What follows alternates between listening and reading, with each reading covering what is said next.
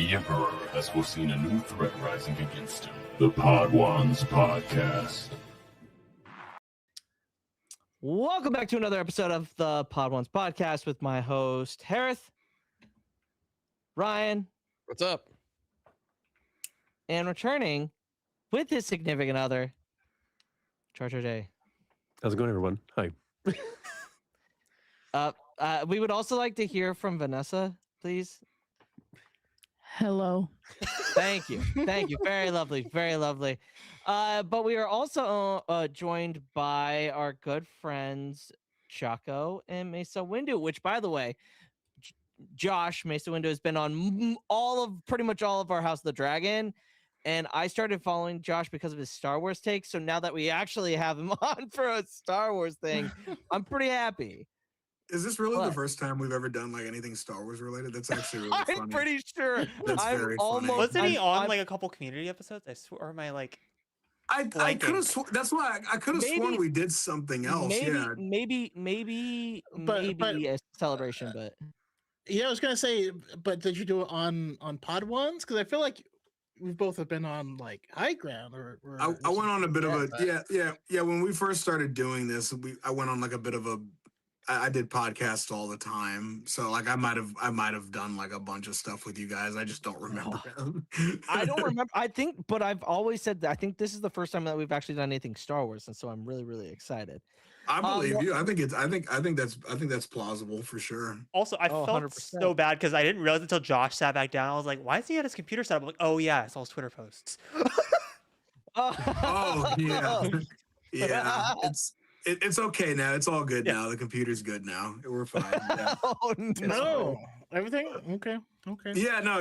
I spent 3 days putting it together. I had all the parts, but then the not to derail, but the motherboard I had ended up being faulty. Like all of the pins were completely off, and I found that out after I built it.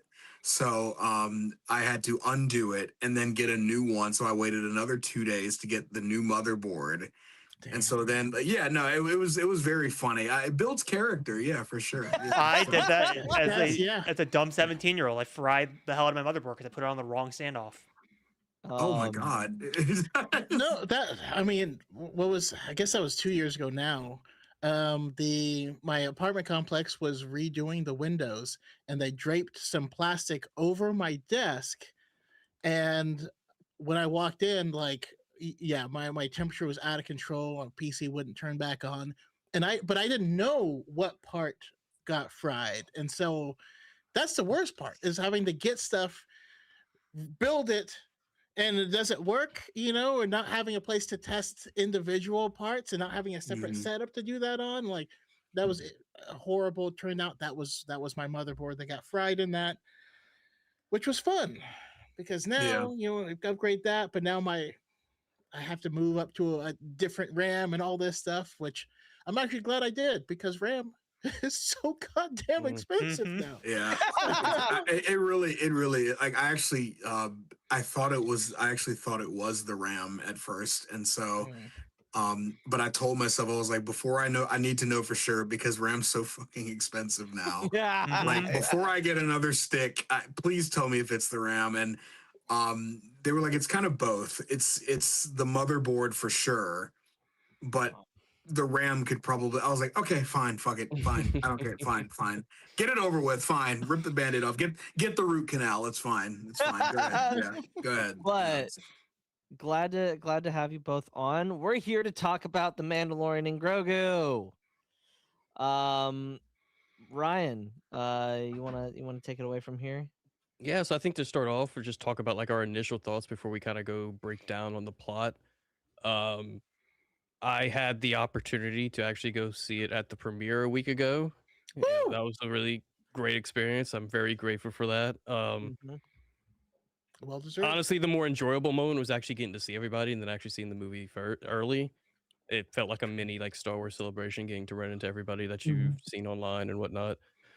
But initial thoughts when I got out, I felt like it was a solid standalone movie. You didn't really need to know anything. At least I felt like you didn't need to know anything to actually understand. If you were like a newcomer, you didn't see the show. Perfect. I know for some people that's perfect, but for others they probably wanted more. I mean, there's small stakes, but inconsequential was basically how I felt. Yeah. I mean, I saw it with Alanis and then the girls from Sith Faced as well. Brooke and Grand Admiral V. I saw it with them and their significant others. My takeaway of the movie is it wasn't exactly what I was expecting, but it was pretty darn close. Like, it wasn't something that I was so excited for to begin with. And what it is what it is. We'll get to like the negative stuff later, but I feel like the marketing really did a disservice in why there's a whole bunch of discourse about it. And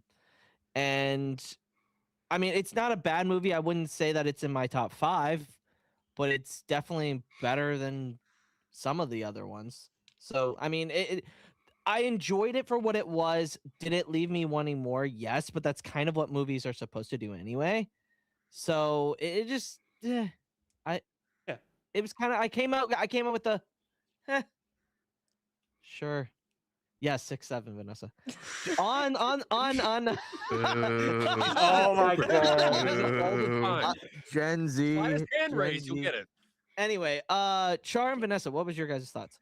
Well, kind of feeding off of what you were saying, Luke. I came into this understanding that, yeah, this is a movie. It's a standalone movie. It's the first Star Wars movie we've gotten in 7 years.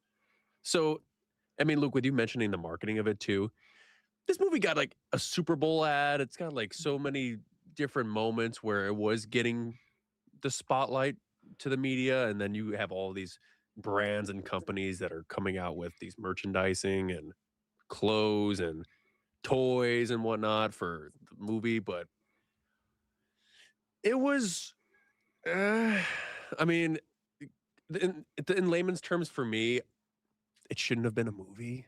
That's just my personal take on it. It didn't need to be a movie, but Vanessa, I'll have you take the reins for what do you think? So his idea the morning after we saw it, like obviously we saw the movie Thursday evening, had our like car ride home to debrief, and then the following morning he's like, I think we should do, he essentially pitched that we do like a sequestered review of the movie, like before looking at our timelines, before looking at what everyone else is saying, like even if subconsciously it like gets in our own head. So I wrote a page and a half. I love it. Let's go. We were handwriting stuff. There's a content creator in your future. Yeah, you did. Oh, you're taking notes. You're already way ahead of everybody. Yeah. So I didn't want to like, I went full analog.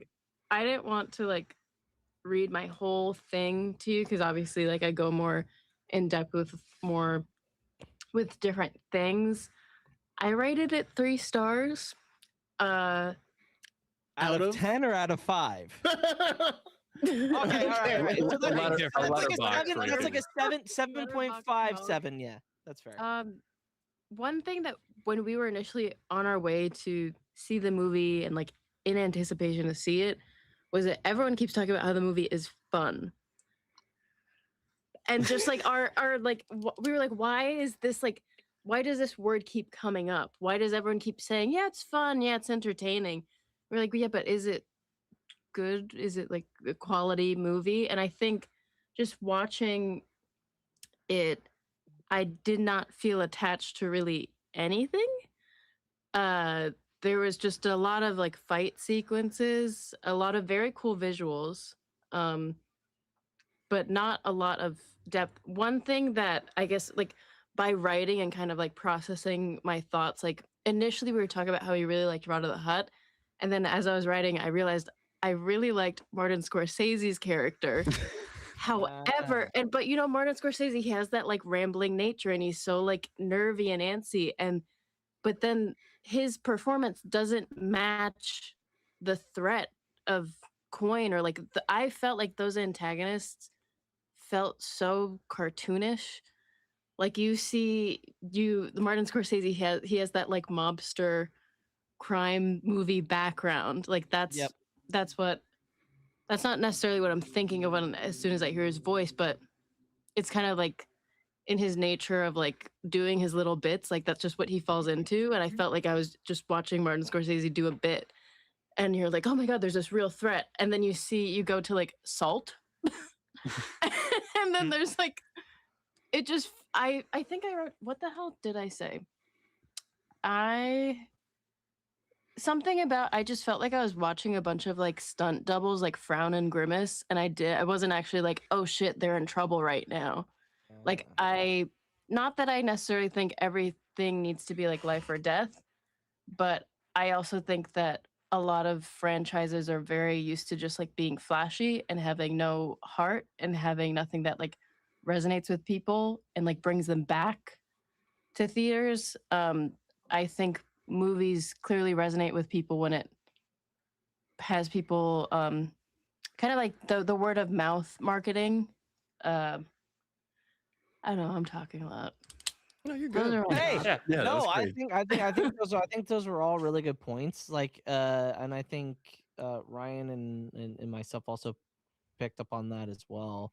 The stakes weren't as big, but again, I don't think this film was. I don't know if that was necessarily the point of the film.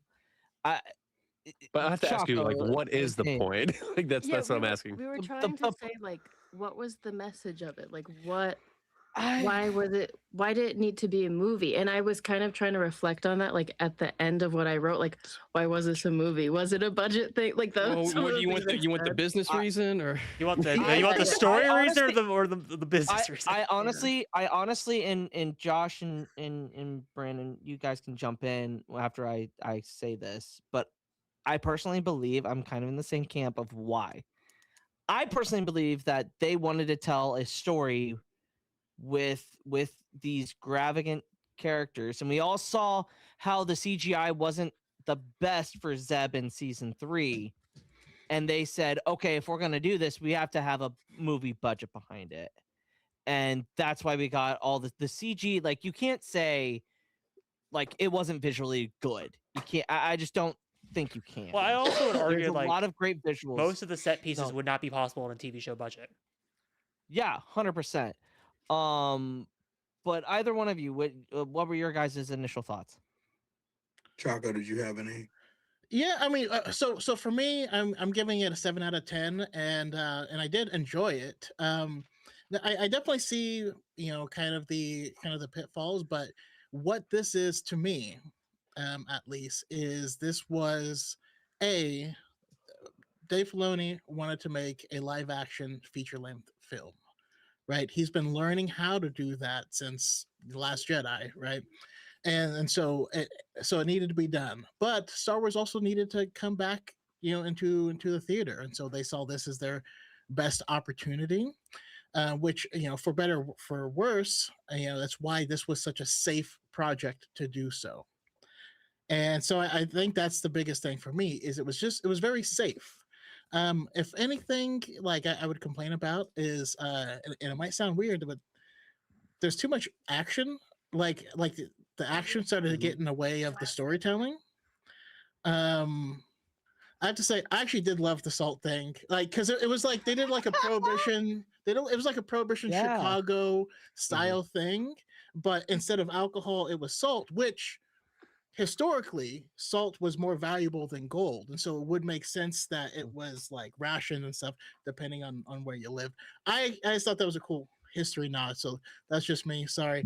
But no, more than that, this to me felt like it was created to be someone's first experience with Star Wars in the movie theater, and in that I feel like it succeeded greatly, because you could walk into this even if you haven't watched the show The Mandalorian, which again, for better or for worse, right? Because for those of us who have invested 3 seasons of one show and 2 episodes of a different show for some reason, in these characters, we probably wanted to see the continuation of some things, and we didn't get that. However, if this was like your first, home run into this character, into the Star Wars universe, I mean, I think of someone who was like, I don't know, 2, 3 years old when Rise of Skywalker came out, right? Not old enough to remember it in theaters. Now they're like 10, seeing this in theaters for the first time.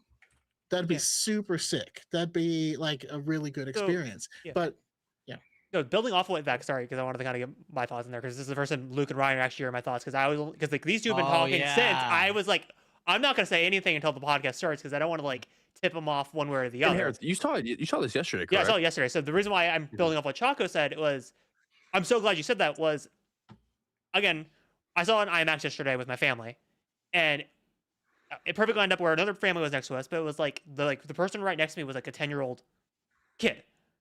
And the kid was like smiling and laughing the entire time. Like they were having like the time of their fucking life watching the movie. They weren't being like an annoying movie going. They were just like, were like enjoying it, like smiling ear to ear from like the start of the movie till the end of the movie. It was like seeing that like was like awesome, because it was like, yeah, this is who the main target demographic of this movie is for them. It's not for me. It's for them to enjoy this. But no, going back to like what my actual thoughts of this movie are.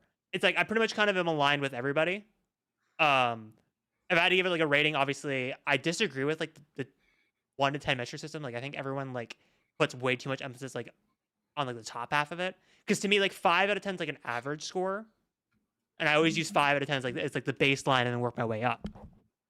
So for myself, I put it like at a 6 out of 10, or on my letterbox, put it like 2.5 stars.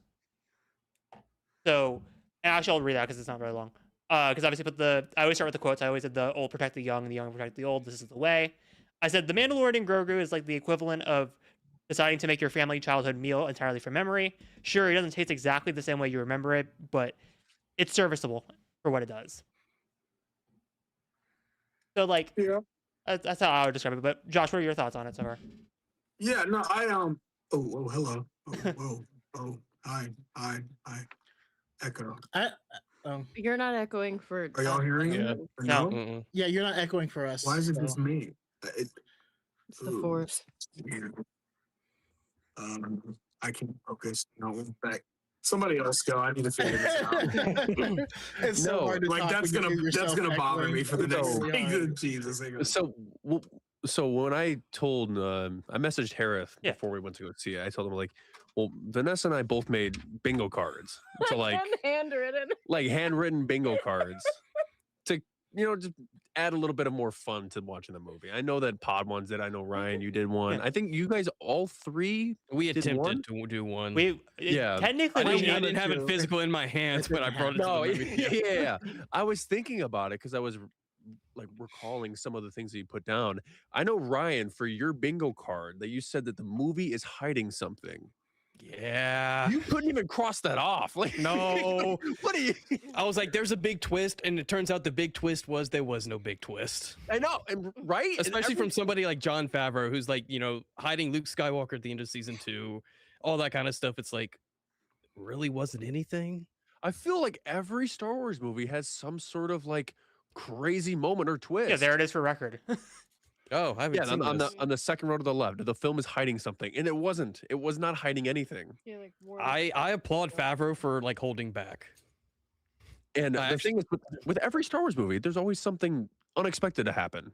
Like even with the anthology movies, with Solo and Rogue One, like everyone perishes, and in Solo, like you didn't know that Beckett or Maul was going to show up. Like crazy stuff is happening in any of the movies. But for this one, we just get a glup shitto that has a spotlight, and then which, don't get me wrong, Rod of the Hutt was awesome. Like he was my favorite part of the movie, but it was not saying much. Yeah. But when you look back at the bingo cards as to what we expect, I know that it's not going to go into a movie with any high expectations.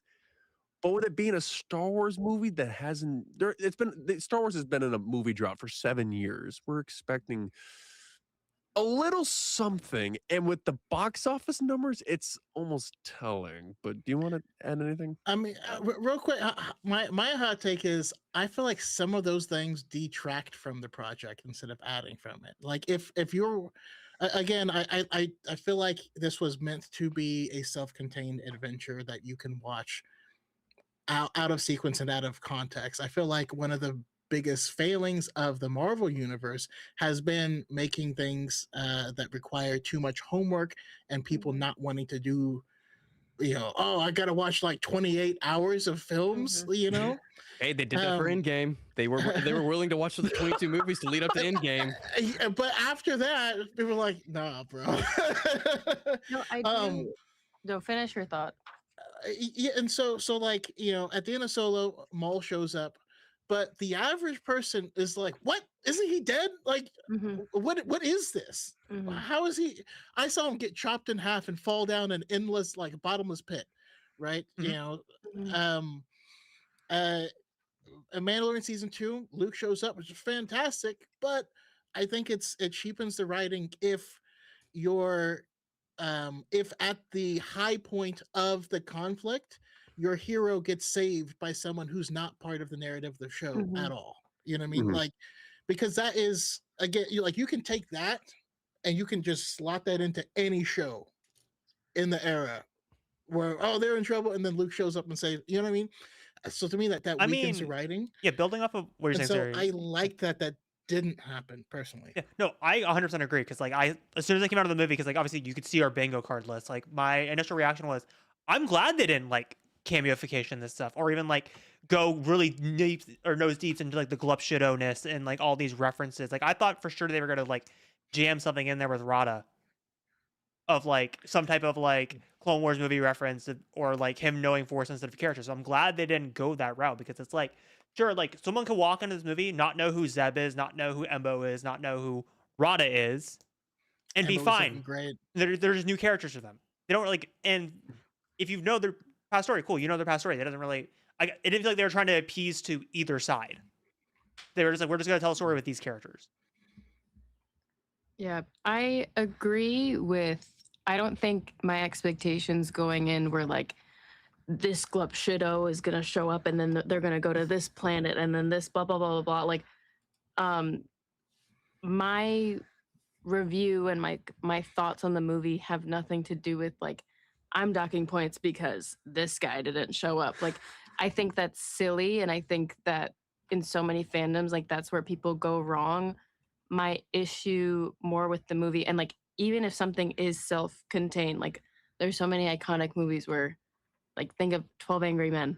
It's just a bunch of guys sitting in a room talking. It's one of the most famous movies of all time. If a movie, if the writing, if the emotion is there, it's going to get people to like talk about it and watch it for decades.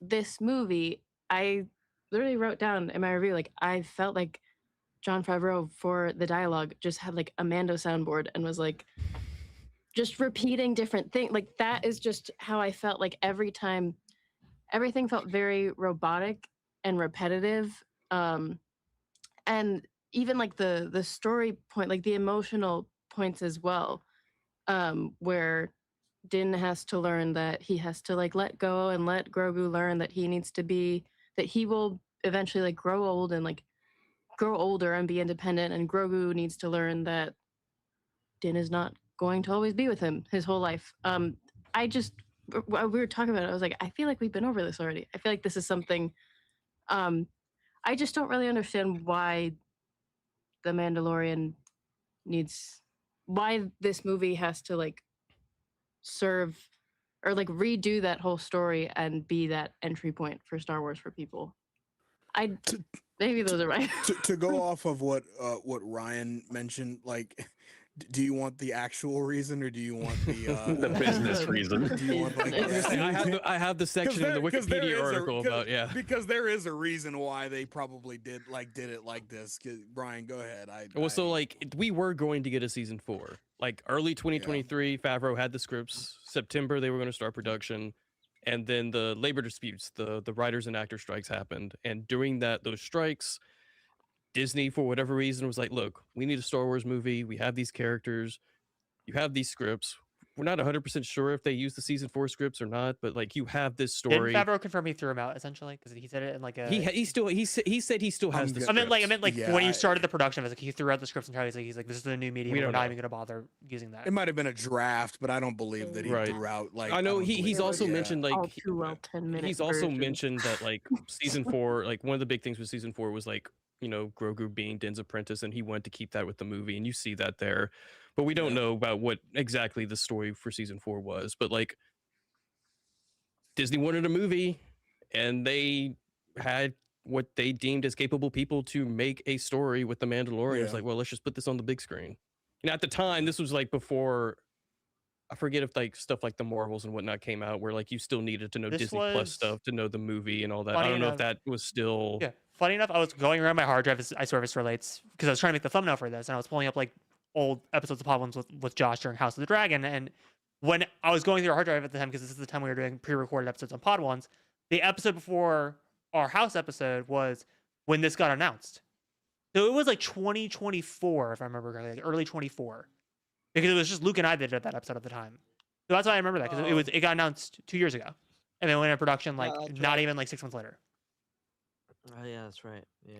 Now, I have heard a complaint that there was no character development in this, and what I'll say to that is, no, they actually reverted and then recovered it, but they Yeah, they went out of their way. Oh, I'm sorry, Choco. Did you have anything else to say? I mean, just to point out that end of season 3, Grogu is training with the Crush, and he's learning how to use his little wrist thing and all the stuff. This starts, and then Din's saying "heel," like he's a puppy, and then he gains independence. But during that, he redoes the stuff that he learned for independence, and then you're like, that's suspicious. Oh, but yeah, what were you gonna say? The dog shit kind of bothered me. I'm not gonna lie. I was like, is he a dog or is he like a heel? I was like, why are you telling a fucking child heel? Sorry, I don't know if I can curse. Sorry. I He's don't know like if I can- Goofy, where you're like, It he's was kind just of a kinda- dog, he's kind of not. Yeah. My general takeaway from that is that like I just don't like. I share pretty much all of the criticisms that some of the more, how do I say, zealous critics of the movie. I share a lot of what they have to say. I just weigh it differently. Like it's like I love Star Wars. I've been waiting 7 years now since 2019. I've been waiting 7 years for a new Star Wars movie. I admit that I got a little giddy going into the movie, and when I saw it, like I was actually anticipating a long time ago in a galaxy far, far away, and they just didn't do Yeah. it. And I was like, and I have to say, for the record, they should keep that. Like they should keep that. I'm fine with the big title crawl not being a thing, saving that for like the big saga movies, but keep the a long time ago in a galaxy far, far away. Like you want to put that at the beginning of every big movie, I'd say. But on a general level, I thought the movie was just fine. I thought it was fine. Like, and so watching it with my buddies, I had a good time. And I was actually kind of worried as I was watching it. I was like, I hope I don't walk out with rose tinted glasses saying like, oh, that was so much fun, so therefore it's a flawless movie. But I was pleased. I was pleased when I walked out, and I had a bunch of criticisms lined up when we were talking about it afterwards. And it had nothing to do with it wasn't an indictment on like how bad it was, but I was like, yeah, no. So like, I mean, I wasn't a big fan of like Rod of the Hutt having to explain why he exists every 5 seconds. Who's his dad, by the way? Yeah, did you People guys cheer know for me. did you guys know that his dad was Jabba the Hutt? We're Jesus. told like 6 times. Jesus Christ, man! Like, Who tattooed the Hut logo on the back of his head? Oh, I didn't notice I didn't that. clock I didn't that. notice that. I was watching New Rockstars, and they were and Eric was doing his thing, like his breakdowns or whatever things, and I go, holy shit, I didn't even realize that. Yeah, I Like- noticed like it in the the- theater when we were. That's pretty good eye. You got a Also- little Hut tramp stamp. Also, dumb Yeah. question. This kind of relates to like, because we're still in the initial, even though we're just jumping around at this point and going full spoiler, even though it's non-spoilers discussion. But like, Did anyone see it in non-IMAX? Because like obviously I think most of us saw it in IMAX. I did a rewatch earlier in non-IMAX on my local. I theater. did non. Well, the only reason why we can't do non-IMAX is because the hell. We only saw it in IMAX. We're good. So I can't see them in IMAX because Alanis has like motion sickness, and IMAX just does not. She can't even go on Star Tours either. So it's tough for her. So we just I don't think I've seen anything in IMAX in like 10. Well, the reason why I years. ask is because like anytime Rod of the Hutt was on screen, the ratio just expanded immediately. So I was curious to see like how it looked like in a normal theater because I'm like, how the hell does the rest of the Rada scenes look? Because anytime he's on screen, it like immediately expands. I think for the Dejaric, how do you pronounce it? Dejaric, yeah. For the Dejaric match, like when everyone was fighting, it expanded. Like my friend texted me, I was like, "Oh, it was really cool when like the aspect ratio expanded." Apparently, it was happening, but like I did not. I noticed it in IMAX. Yeah. Well, like Yeah. That's fair. I wasn't keeping track of every time. I like, for example, like another movie that changes the aspect ratio is Sinners, and with that, you're like, "Oh, you're more aware of it." With this, I was like, There were some moments it was like very jarring when it was going I back noticed and it was forth. changing, but I didn't feel like it was done necessarily like intentionally. Mm-hmm. Yeah, there's a big body in the screen. So There's a big body. We gotta show all of yeah, it. we gotta show all its height. it's 2x. Gotta show all the muscles. Well, because like I feel bad because like the true IMAX theater the only true IMAX theater in the state closed down recently, so I watched it in a Limax theater. So the only reason why I noticed it because I could actually see the bars during the normal scenes. So I can clock. I'm like, oh, it expanded. No, it did not. It went back to normal because they didn't do a good job hiding it. Hereth, how in the fuck do you pay attention to that? I my vision is on the screen itself. Actually, you know, it's because funny, I was dead center. I was in E9. I was in the perfect like dead center part of the theater. It's called having the right kind of autism. Exactly. Choco gets it. No, like I noticed in our theater there was actually like a slit that was like cut, and I was like, I could not get my eyes off of that spot when he's doing the Empire starts part of it. That's the it was wrong so that is the I was like, what are we doing here? Like I can't focus. Well, my screen at my local theater has like dirt spots on it, so it's hard when it's like bright. It's like I can't I'm attracted to that dirt spot because I can't stop seeing it. Sorry, I know I'm jumping around like my autism is kind of shown at the moment. Anyway, Ryan, like one of the things I wanted to mention was I saw what you mentioned in your criticism because like again I've been really avoiding like fandom discourse because I wanted to have this conversation first and then dive into all the bullshit that's been going on like TikTok and Twitter. But like I saw during your second review of it, like your spoiler review, that you mentioned like most of the people's criticisms were like for the like Imperial era stuff of the Mando. Well, the I saw first like a half. lot more people say they like the Imperial stuff more than the Hutt stuff. I like the Hutt stuff more than the Imperial stuff. Because that's the I entire don't know movie. if everybody else feels the same. They didn't do anything with the Imperial stuff. Yeah, that was my issue. It was like there wasn't They really didn't do much anything. to like. They had a cold open of like an Imperial warlord getting sunned by Din Djarin, and then they had Coin or whatever his name is, and then after that it was all Hutt stuff. Like I like I like that they there's certain development world building lore stuff that I appreciate. Like I like how they make the Empire or the Imperial remnant like pathetic. They're all losers. Like even in their own little spheres of influence. I was like, yeah, these guys suck. And it's funny. That's always nice to see. But like, I mean, fascists suck.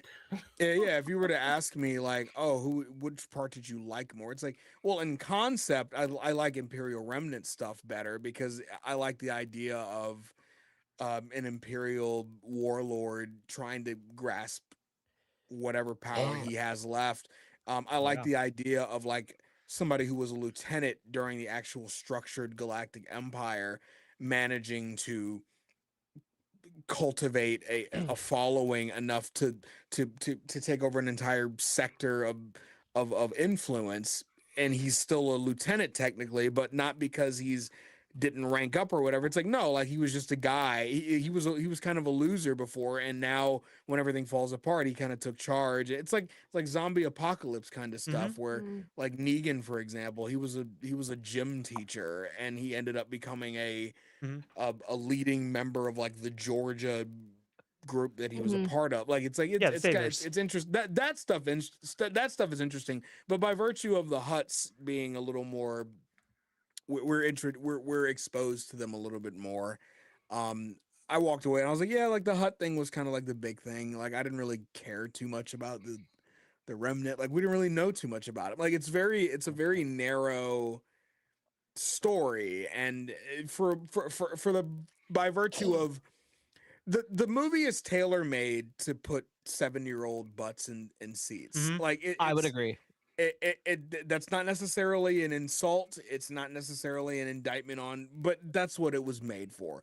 Once I walked into it with that expectation, I walked out and I was like, it's fine. Like I don't care. So. After talking about it for a little bit, like in the car ride on the way back, like I also had that realization of like, not just saying it because Rod of the Hutt's in the movie, but like it felt like this is what the Clone Wars movie was supposed to be like in 2008. Like this is a very standalone-ish movie that just kind of stands on its own 2 feet. It's connected to other shows at the time that sets up other things, but it's you can watch it independently, and it's meant for the kids of that generation. The Clone Wars movie was really bad. It was. Yeah, I'm saying this is a better.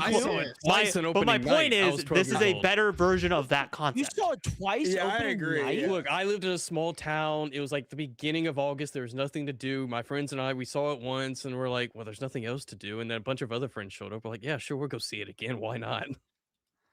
Yeah, that's my dad took me to see it, and well, he took me to see what's it, Aquila and the Bee or whatever with Kiki Palmer. Yes.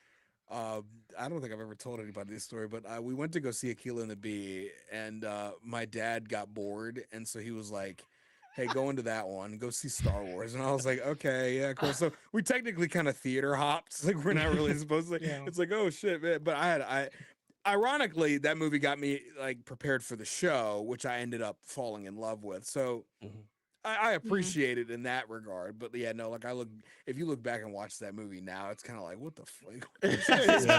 Hey, George wanted something out in the theaters. I respect the hustle. For sure. So, I mean, so Star Wars has, the obvious chud problem, right? And so that's why when you're looking at it, you're going to see some people who all they wanted was to see Din or farming, him being a masculine man running through killing anything that moves. Story be damned. And that's like just a modern problem that Star Wars has. And I think they've actually been doing a good job with it. Like, they made Dave Filoni president, and then you're like, he's actually co-president, and the other person actually is the one who has experience running like all of the side businesses, all of the industrial light and magic and the sound and all that stuff. And then they did that with Maul, where it's like, oh, Sam Witwer's running it, but Athena Portillo has actually been working in Lucasfilm Animation since the beginning, so she's doing the heavy lifting, but the Chuds can look at this thing. It feels like this movie, that's kind of what they were trying to do. If Love's like, this stuff is for you. For me, my bread and butter was just little Grogu by himself, trying to shove Din into the little mud thing. That was hilarious. I was like, they want to make me laugh with this, and they got me. Damn it! What I mean? That's how I felt. And seeing him do his little, I don't know, that just brought me a lot of joy. The Hutt stuff was good. The twins are disgusting. They are. I thought they were gonna start making out at one point. Yeah, I got hella Jamie and Cersei vibes from. Well, before you see the twins, you got the room with like 4 of them all just bunched up together. My buddy who I saw it with will tell you, like, every time they were on screen, and they were always like coiled up into each other, and I was like, why are they like your brother and what the fuck? What are we doing? Like what the fuck is your problem, bro? Like, what the fuck, Yeah. dude? Yes, No, on the They were even podcast, someone brought sleeping up. together. They were like coiled up like a turd. Like, what the fuck? Oh yeah. No, someone brought up the classic Saturday Night Live sketch where in the hot tub with Will Ferrell. Yes. Yeah, Will Ferrell and yeah. What's her name? Debbie Downer. Yeah, and yeah. that's really what it It's a felt funny like. name. That's Well, like, crazy. not to just keep quoting Ryan's TikToks back to him, but it's like it's crazy because we're just in full blown spoiler mode, I guess, at this point in time because we're in plot breakdown. Yeah, absolutely. Yeah. Roll into the spoilers because we got Yeah, things do to it. talk Oh, I about. didn't even Too late. know. Yeah. My bad. It's who cares? I was just yapping, It's man. pod ones. We expect structure anyway. Like when Ryan mentioned in his TikTok, because I even thought about it. It's like, well, after the movie ended, it's like, damn, I guess all the Hutts are dead. They're Rod of the Hutt's just Yeah, like what running happened around to the the Hutt galaxy, just cartel? doing whatever he wants. Do they Yeah. exist? There's Are not they? just Are they all dead? listen. There could very well be other huts in different places. Last time we Yes. were on Now Hutta, we had to take a whole skiff ride out to go see Big Mama. Oh, Uh, Fancy pants. Jesus God. Christ. I That was, was like the so one waiting. I thing- was so waiting that I that wasn't put on our predictions with Pep. I wish somebody had put that on there, and if it would have happened, Big By the Mama way, cameo. by the way, we did get one. We got one. I would say Stinky, and then showing him as Stinky counts as a reference. hey, It counts as a technically, can point. I add a second one? Even though technically I should have been less pedantic with it. We Mhm. technically did get an Anthony Daniels cameo, just not the way you think. We did. Yeah, he was on a Delphi base, right? He was one of the. No, he was a voice in one of the droids on Now Was he- Hutta. oh, was I he looked the it up on droid? IMDb Okay. after. Oh, he found a way to get into the movie. Mm-hmm. He found a way to keep that record. He's Yeah, keeping he the found a record. way, We're yeah. not taking that I was record getting away ready- from him. I was getting ready to say, yeah. I was like, oh, he found a way to get into that movie, huh? Yeah. Yeah, Good for him. That was one of the things that like I was questioning after I left the movie. I was like, well, the twins were the leaders of the Hutt cartel. Rada wants nothing to do with it and is working with the New Republic, and they flattened that palace. Now, obviously, I know there's a bunch of other Hutts, but I'm like, now what? Like, are they done? yeah. No, I mean, the why I kinda- Empire is because probably done. Because when I talked about it, one of the criticisms, I guess you could say, that I had immediately after, I was like, yeah, like it's a very narrow story. And then they were like, well, how is it narrow? Like the implications are still pretty big. And I was like, yeah, but like, and they were like, well, all the Hutts are dead. And I was like, well, are they? Like Jabba was obviously like the Vito Corleone of the Hutt cartel, but like Mhm. there were other family, like there were like, even in the Clone Wars we see other relatively high, no, obviously like some of them die, but like we see other high ranking Hutts, and it's really easy for them to just say like, oh, there's another Hutt warlord that takes over after, like, so like I guess you could say in the strictest sense like, oh, another Hutt took over, or another whatever took over and ended up like consolidating that kind of power. But I don't think the implication is that the entire Hutt cartel is straight up gone. Like, obviously, I think them dying is a pretty big deal, and there would be ripples throughout the galactic underworld or whatever. Like, I'm sure Crimson Dawn and all these other syndicates are looking at that and going, "Oh shit! Like the Hutts are, like the twins are fucking dead. Like, holy shit!" Like, Boba Fett just rose I up mean, on Now we- Hutta. This is my place now. Yeah, now I'm taking over both. Well, like, hoping. we kind of know this from Leia Bloodlines, that the Hutts weren't running their territory, at that point in time. No. I just also find it funny that like the twins in Book of Boba Fett are obviously because of the Pikes, but also because of Boba. They're like, we don't want to fuck with you, Boba, because we don't want the smoke. But Din, we want the smoke. We want to fuck with you. Yeah. I kind of wish they did have smoke for Boba, because then he would make another appearance. Like, Yes! the fact that, I wish. the fact that he hasn't been like a thing since 2022. Like, it's like, dude, come on, bro. Like, No, yeah, and that was kind of partially my issues with the movie as a whole. And maybe this is my expectation, but like, I would have thought that they would have had a little bit more meat on the Imperial side of things Mhm. than what they did. You know what I mean? I agree. I'd probably say, like, by virtue of the movie being what was it, like an hour and It was 2 hours, 2:12. right? It was like 2:12. 2:12. 2 hours? That was that long? Damn. Yeah. I guess by virtue of like based on the plot that they're doing, and it's like, damn, that's actually really impressive that it's such a narrow story and it's 2 hours. Like it's over 2 hours. Like it's actually Yeah. crazy. And a thing that I oh are you No, go ahead. oh okay no because I was talking about Mom of the Hut earlier, and a thing that bothered me in the movie with the Huts, or specifically with Rada. So obviously Rada's voiced by Jeremy Allen White. The thing is that bothered me was like I'm so used to Huts speaking Huttese. The only times we get an English speaking Hut was Mama and Zero in Clone Wars. But Rada speaks Huttese for like 15 seconds in this movie. And then the Yeah, he twins are hears- speaking basic. I'm like, I mean, wait, I'm assuming But you. are we forgetting that Zero the Hutt exists? No, he brought up zero. He brought up He said zero. He said zero. Yeah. But He I was mentioned about to zero. say, like people losing their mind. But half of their half I of mean- half I of mean- Rada's line I mean, I would was that say- he was yeah. Jabba's son. So No, I know what Luke is saying. I know what Luke's thinking. You want to do it? What? Oh, I thought you were gonna address something. I was like, because you were like getting ready to like say something. Well, there is something that I want to address. I don't know what Derpy's thing in here is, but it's not that we hate the movie. Like, I don't think any of us genuinely hate the movie. I think there's critiques that, and this is the bad part about fandom, especially the Star Wars fandom. It's you're damned if you do or damned if you don't. And like, I was very hesitant to like say anything about what I actually thought. And then I talked to Chris, Star Wars lawyer, about like my thoughts because my biggest fear is saying the wrong thing and then immediately getting put into like that grifter standpoint. I don't gaff. if you want,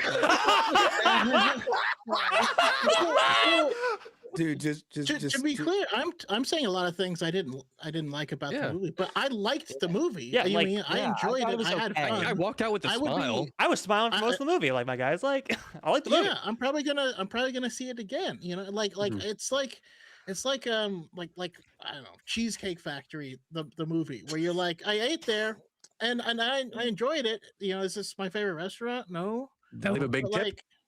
like, speak your Yeah. mind on it. Like it's not a. If there's anything I've noticed, like going to the movie myself and like with my buddies, like my theater was packed. Like it was completely packed. Yeah. I live down in Virginia, and it was a Friday night, so it was packed. And I think the box office is doing pretty decently right now. I think it's going to end up at least making its money back, so that's a good thing. Like 100%. I will cards on the table. Even more so than the critical response, because I kind of knew what we were getting with this. I was like, I have a feeling like it's gonna be, the critics are gonna come back and go, it's fine, like it's fine, it's fine. What Yeah. I was worried about was like the box office performance, because Disney's so jittery with Oh, yeah. like Yeah, with how that's that true. kind of stuff does, and so my nightmare scenario of it only making $180 million, I was like, oh my god, they're gonna learn like all the wrong lessons from like, I really don't need to deal with this right now. So like, Yeah.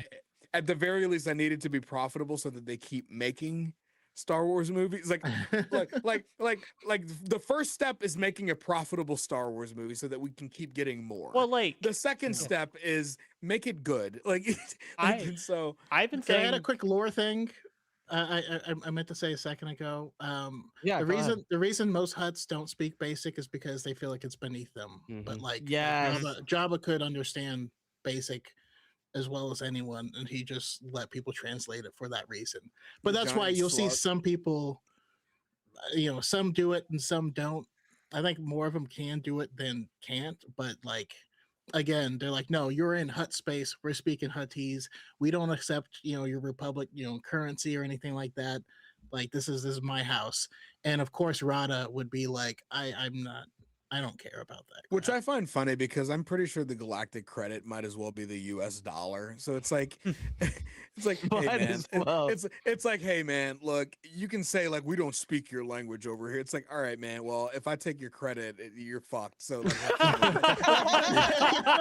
it's like, it's like if you started being like shitty to China and they were like, okay, well, we just won't trade with you anymore, and then like the economy crashes. You're like, oh, I can't believe that happened. It's like, yeah, go figure. Go learn some Mandarin, bro. Like, I do like what VGC said in the chat. The twins only spoke English for basic when they wanted Din to feel despair. Oh yeah, 100%. Like that actually, I sorry to interrupt. I actually had Yeah, another go. question relating to that. And I didn't rewatch Mando season 3 because of the reviews that said you don't really need to know a lot about anything to watch this movie. If you guys could help me out, because I didn't rewatch it and I didn't really care to, because I'm not a big fan of season 3. But when they did the whole like, we took your helmet off, we want to shame you. Is Din still very much like indoctrinating the children of the Watch? Is that still like his thing? Because in season Pretty 3, much, because it opens with I him like because sinking back into the I Mandalore know waters. Because I know it was focused heavily in season 3. Yeah, I wasn't just he like re-baptized? Yeah, he rebaptized on Mandalore with He was Bo-Katan. rebaptized. Yeah. I But feel by like a the- lot of people kind of like watched it and made their own headcanon that like he didn't care anymore. But like he clearly did. He just accepted that Yeah. other Mandalorians. I was that- gonna say the Children of the Watch accepted what like Bo-Katan, all the other Mandalorians, believed in, and vice versa, because they worked together. then technically, that also is not even a Mando season 3 thing. That's actually a Book of Boba Fett thing, because that's actually where they regressed Din back to this whole like, oh wait, I need to keep the helmet on, because remember he has that whole speech with the armorer and that kind of stuff. But like, why do I need to watch that fucking show to get that? Like, I'm sorry. I'm Yeah. sorry. I'm sorry. I just, oh my god. No, yeah, and then I'm Din getting gets I'm getting baptized irritated. I'm in getting the mind of irritated Mandalore, again. and then happens, and then Bo-Katan sees a mythosaur. But we're not gonna talk about it at all. Okay. That dragon snake. my season special- 4. my That was season special- 4. Season 4 my right now. specialty- If you My want a big budget, specialty isn't that would have been I'm- perfect for it. my specialty isn't lore. I'm a commentator, so when I see that shit, I'm just like, all right, man, like it's fine, whatever, like it's fine. Like, It was strange to me though when the twins were like, "Well, here's your helmet back for reasons," and you're like, "Oh." Well, okay. also they probably thought he was going to die anyways. Well, I think Yeah, I personally feel like they would headcanon that scene as like keep they it. threw the helmet down there to like bait Din into a specific spot so like the serpent could get him. That's how I saw it. Like, go get your helmet, like to like drag him out that way. I don't think the movie thought that hard. No, Let I me- don't think so let me either, and I think justify. that's probably my biggest. Yeah. They're like, we can only I'm- get Pedro I'm for this being- one day. How do we get his helmet back? Yeah, I think that's Sorry. what it actually was. I think they were like, oh fuck, Pedro Pascal's the top billed actor. Shit, take it off real quick. Like, But like, I think that- like going in like I the think positive that's what it of that is. sequence, like I'm still so curious how they shot that sequence of like when they kick Pedro in and like he sinks underwater and like that entire Oh. sequence looks incredible. To be clear, like the hype moments in Aura in this movie are great. There were so many times that I was like a fucking seal, where I was like, "Oh my god, it's so fucking cool!" Like that opening sequence where Mando's just doing Terminator shit. I was like, yeah, if it was this for an hour and 45 minutes, I'd be okay. Like I'd walk out and go, "That was coolest fucking shit I've ever seen in my Yeah, it was like entire life." it was I actually don't care. So yeah, no, like the visuals, the creative decisions from a cinematography point of view, very inspired. Like I think it's in good hands regarding that. I love the puppetry that they incorporated.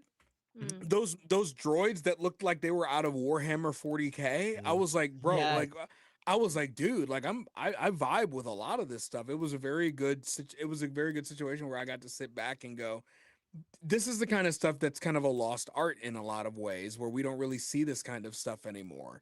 It's all CGI or, God forbid, AI, where it's like a situation where it's like, fuck, dude, I can tell it's AI. Like I can tell, like I No. can see it from here. But like this, like my buddy whispered to me, he was like, are they incorporating puppetry here? I was like, Mhm. I think so, like stop motion That was almost. Phil Like, Puppetry Tippett was stop motion with the amazing. big droids. That was Phil Tippett's studio. It was really good. I remember that was a part that it was like etched in my memory after we were done with the movie. I was like, that part was really good. Anything in Nal Hutta in like the final act that I was like really, really impressed by. So Yeah, I agree. Also just loved how gross the building was as it like exploded and was just like yeah. Yes. yeah, Nal Hutta is like a giant fart basically. Where it's like, all right, like, dude, No. when they opened it up and it wasn't like the door opened and then it was just like a beehive, like a wasp hive. I was like, what?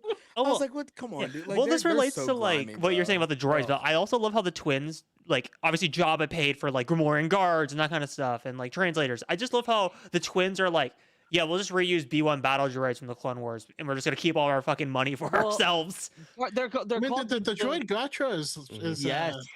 they're cool. I like them. No, yeah, they're extremely. I feel like that should have been a fun little thing, especially for Din, because like he still has like they touched on it once, or no, they've touched on it I guess a couple of. No, they touched it in times. season 3 because there's just the whole scene of him kicking the B2 well, of like they were to like kicking the determine what it B2, was. but like I think that could have also been something that we could have seen in Din's character, like the.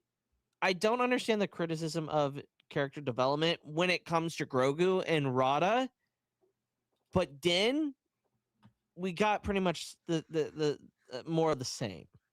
Din is. Am I off base with that? That's my no. I actually agree with you on that. One of my bigger criticisms, and you guys are free to talk about it a little bit more, but my one of the bigger criticisms that I had walking out of the movie was that like I feel like Din Djarin after Mandalorian and Grogu, I feel like he's in the exact same place that he was in at the end of season 3. Like I walked out and I was like, yeah, like I think Grogu is progressing. I like the idea of him being like Din being out of commission and Grogu basically having to do his own thing and find like he doesn't talk at all and he was able to figure out a way, you know, like by virtue of like going around exploring, using the Force, his connection to the Force. That was really cool.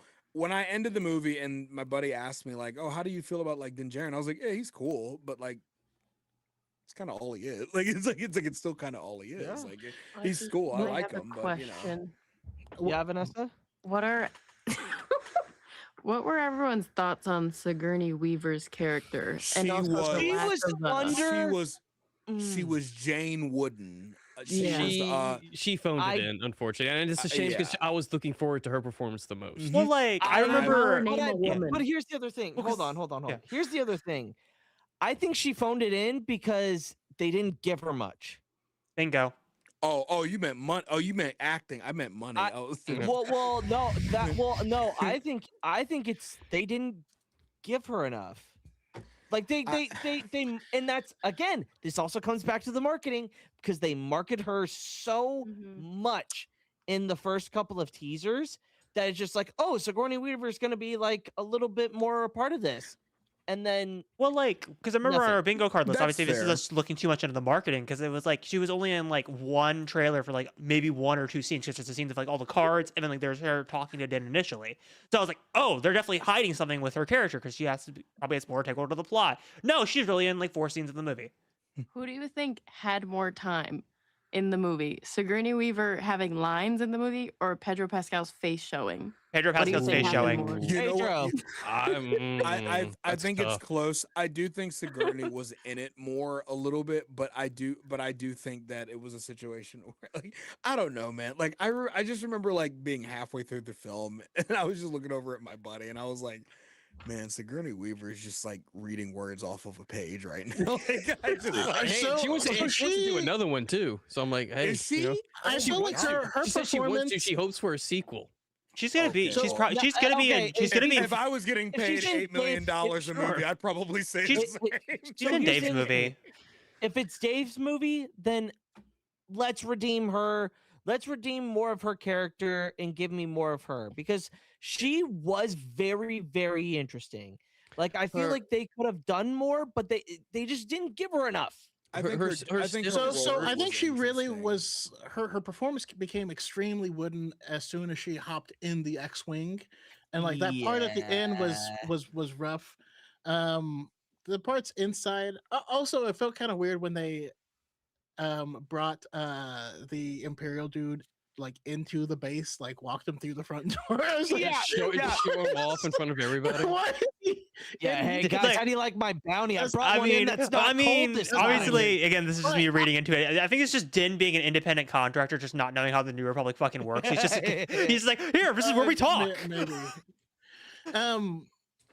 Also, one last thing, I just wanted to go back and say one thing I will say about Din's growth in this is that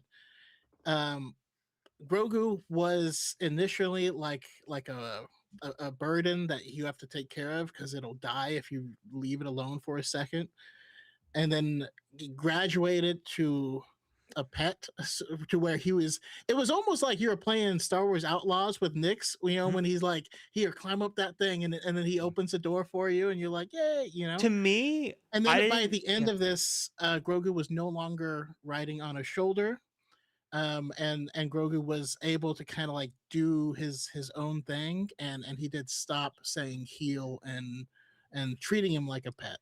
So like, but I mean, that is pretty minuscule, but I just had to say it. to me, I read that. I read that Grogu thing as like a Last of Us reference. I don't know why. I was like, this is like clearly like this is them sticking in a page or Last of Us reference.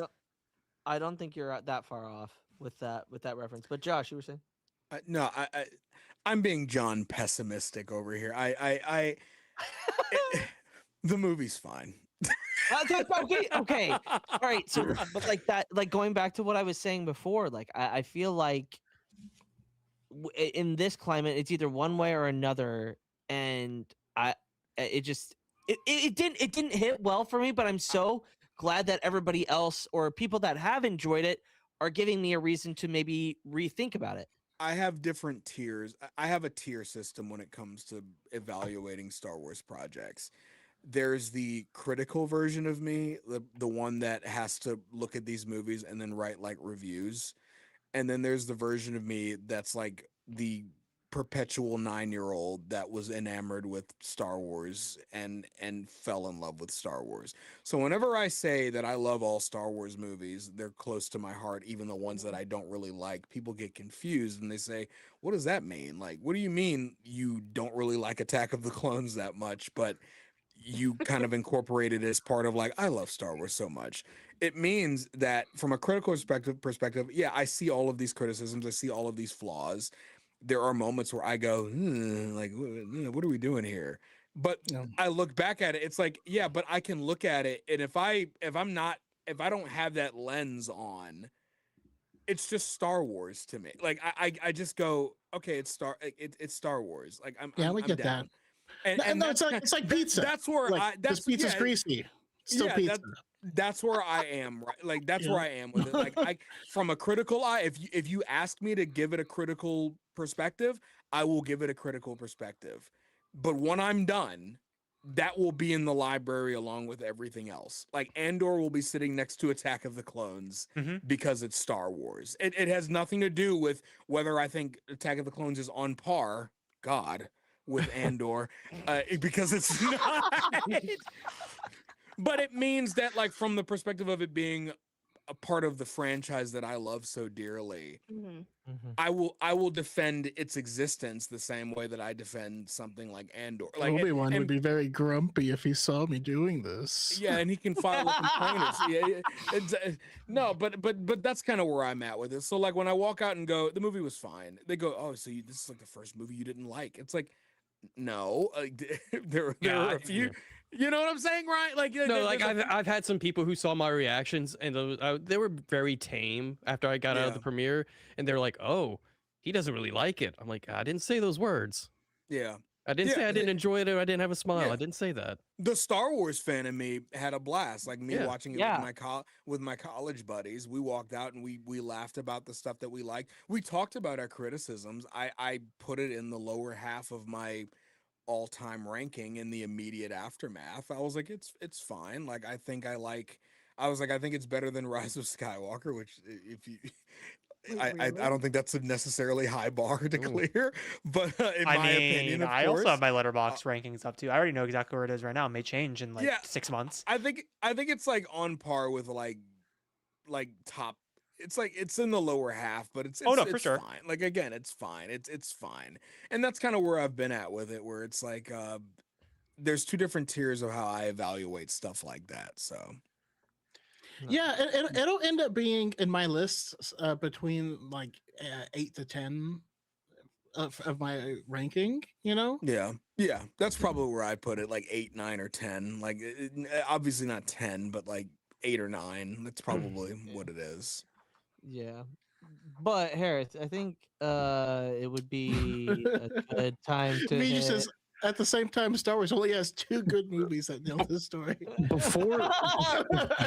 Before we close out, there's actually like a few things that I want to, or there's I'll save the other things for Thursday. There's one thing that I want to acknowledge that like was very surprising to me, because I was at least expecting to the end credits. There was no mention of Grief Karga or anything about Carl Weathers in this movie. Damn. So there Yeah, I was so surprised. There was there's an door Arabash mention. but- yeah, there's an Orabash mention, which I, Okay. in my opinion, I don't think that's good enough. Yeah. I don't think that's good enough. Do it Wait, in loving where was memory. the mention? Yeah, I was Doing surprised it- that wasn't It was there. salt. I was Okay. expecting it in loving memory at the Yeah, end. yeah. Like, No, Yeah, like, because it 100%. doesn't. He goes past Navarro. Like Yeah, I- like, or at the very least, you see somebody that looks that's like dressed up as him in the background or something like that. Yeah, that would've like- been No, nice, yeah, but- he was. I would have Navarro. replaced the IG statue with Grief Karga statue or something. 100%. But- No, yeah, he was in 100%. Navarro, and that was how Embo tracked him. Didn't- Also, Yeah. on like a side note about Carl Weathers regarding Star Wars, he was always one of those guys growing up that I was like, wouldn't it be crazy if he was in Star? Like, wouldn't it be crazy? Yeah. Because he always struck me as one of those guys that was a very grounded actor who did like Yeah. even with Predator, like he was on Earth, and so it's like he struck me as one of those guys that's like he's like a guy that's gonna do like Apollo Creed or.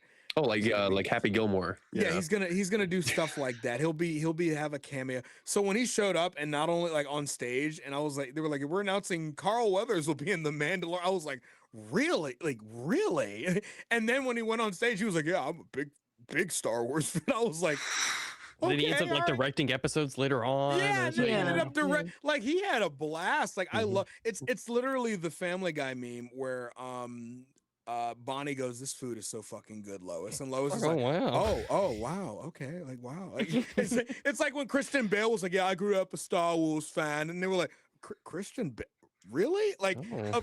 like I'm not saying it's impossible. Anybody can be a Yeah. fan of anything, but damn, Yeah, Christian 100%. Bale? Like, it's like Yeah. if Daniel Day-Lewis came out and was like, I would love to be in a Star Wars movie. It's like, really? Like, Mr. really? 4-time Oscar nom. Like, I'd love to be in a Star Wars.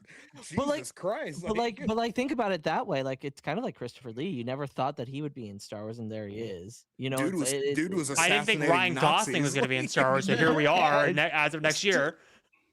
I They're mean, the banking- thing they're is, the banking thing is, heavy on Starfighter too. Yeah, they're banking heavy on that. Star Yeah. Wars fundamentally changed the film industry in such a huge way that 100%. it doesn't surprise me to have any single person say. Yeah. Which is one of the things that they changed about films. Is odd that they went back on it with this one because Yes. Having credits Yeah. at the beginning of a film is Not a Star thing Wars-y. that Star Wars destroyed that, and then Yeah. they did it again in Yes. this film. Which And- is And 100% I love that third and fourth billing was Brendan Wayne and Lateef Crowder. Yes, Yeah. 100%. I appreciate But I that. I did also- appreciate that. I yeah. also loved because Pedro how wasn't in the movie. because it's related to the credits, but also just the entire Alpha Base section and even the ending. I love how all the X-wing pilots outside of Sigourney Weaver and Carson Teva and Zeb were all production members. Because I John was Chang so was happy one to of see them. Deborah Chow. I thought she just like Oh, yes. When I saw Deborah Yeah. Chow and Doug Chang, I was like, Obi-Wan Kenobi yes, Supremacy. Oh, the second woman in the Obi-Wan movie. Kenobi Supremacy. Rick Famuyiwa. dude. Seeing Doug Where was Chang as Bryce a Dallas Howard. Yeah, I was. Well, I do know. I think Bryce Dallas Howard was on set. I don't know if she was ever offered a role and she just didn't want to do it. But I think she had been on set for the movie at one Yeah. point. but like So she seeing probably It had was, that it was a little opportunity. jarring to Camera. see Dave Filoni sitting in the bar, though. Yes, That's just- with the fucking hat. that random cut to him, I was like, oh, and he's here too. Like, By the way, I will say, I don't know how it is in everyone else's theaters, but like when Filoni did pop up, like there was a couple cheers in our theater when we watched it. There My I heard theater had somebody- no idea There were who some that chuckles at was. my first viewing. Yeah, Yeah, I they heard were I heard laughs. I didn't really hear like Yeah. woo. They were like, oh, okay, all right, dude. Because you also had There it is. Doug Chang, and then you had Lee Yes. Isaac Chung, who directed the Yeah. Convert in season 3. Dude, like- he was the Y-wing bomber. When the camera I panned gotta into say, the I crowd, And Rick Famuyiwa. I also appreciate the Oh, Y yeah. wings being like insanely overpowered because they are Mhm. like that is a Like actual B2 bombers. That is a B2 bomb. Like that will like it's like people are like, oh, Y wings are so slow and bad. It's like, dude, if that hits you, you're done. Like you actually see him in the back. They're actually being Well, escorted. yeah. Like yeah, like even before the X-wing sequences with like of them flying into Nahada, I even picked out Doug Chang from the crowd. I was like, oh my god, is that fucking Doug Chang in there as well? It's like, Yeah. Then I saw in the Yeah, crowd. that was and I nice. was like, I There like was just that like they a did that. table back there with just a bunch of directors and stuff. Yeah. Like, All right, Yeah. so we need some more extra people. Hey, everybody, get your asses in here. Th- You're this gonna movie- sit there. this movie was very much a look. We got house money. Go Yeah. in there and like 100%. we'll make 500 million and then we'll go from there. Like it's Maybe. Oh, basically- We'll 100%. come back and see what we're going to do in the future. 100%. Yeah. Well, and Well, speaking, I was gonna. Oh, go ahead. Sorry, Luke. I'm sorry. no, go ahead. I was gonna ask you guys, like, in your opinion, and sorry, Luke, if you were getting ready to ask this yourself, but No, what do you guys think the box office projection is gonna end up being, like, when it's all said and done? I Because think the budget 500 was like 165 65. million. Mhm. It's I think already it's at close to there that. now, so Yeah. I would say I'm thinking, was it maybe over under 350? I'm thinking over. I would Over. say- more would say- than I would say over so 350. I would say the estimates for I think the 4-day worldwide is like I think they're saying about 165, 170. So like, and obviously the thing is like with big blockbusters, they say you have to make 2 to 2.5 times your budget to make Yeah. your money back. yeah. So you Wait, want about maybe, but 450 and up to honestly, hit that.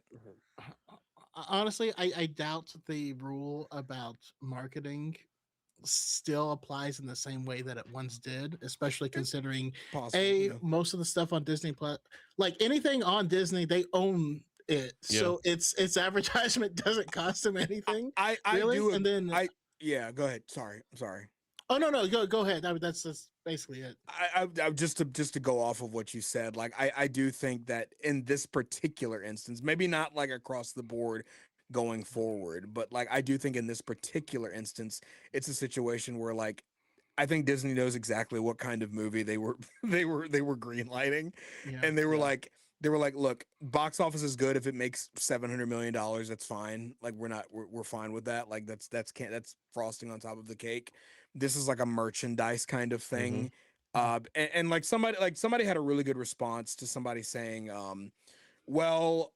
many, because they were like, Mando and Grogu have really good recognizability right now. Like if you saw Baby Yoda at Disney World, every suburban mom across the country knows who that is, and they will get merch on that. And so somebody responded and said, well, you see a bunch of Minnie Mouse ears on people as they're walking around, that doesn't mean they're making a Minnie Mouse movie. And they were like, it kind of proves my point though, because it's like They didn't have to make a movie. they didn't They're have still I selling it. also would make the argument, this is gonna be a weird one, but it's gonna make sense. I would also argue that Grogu has more international like attention in other markets.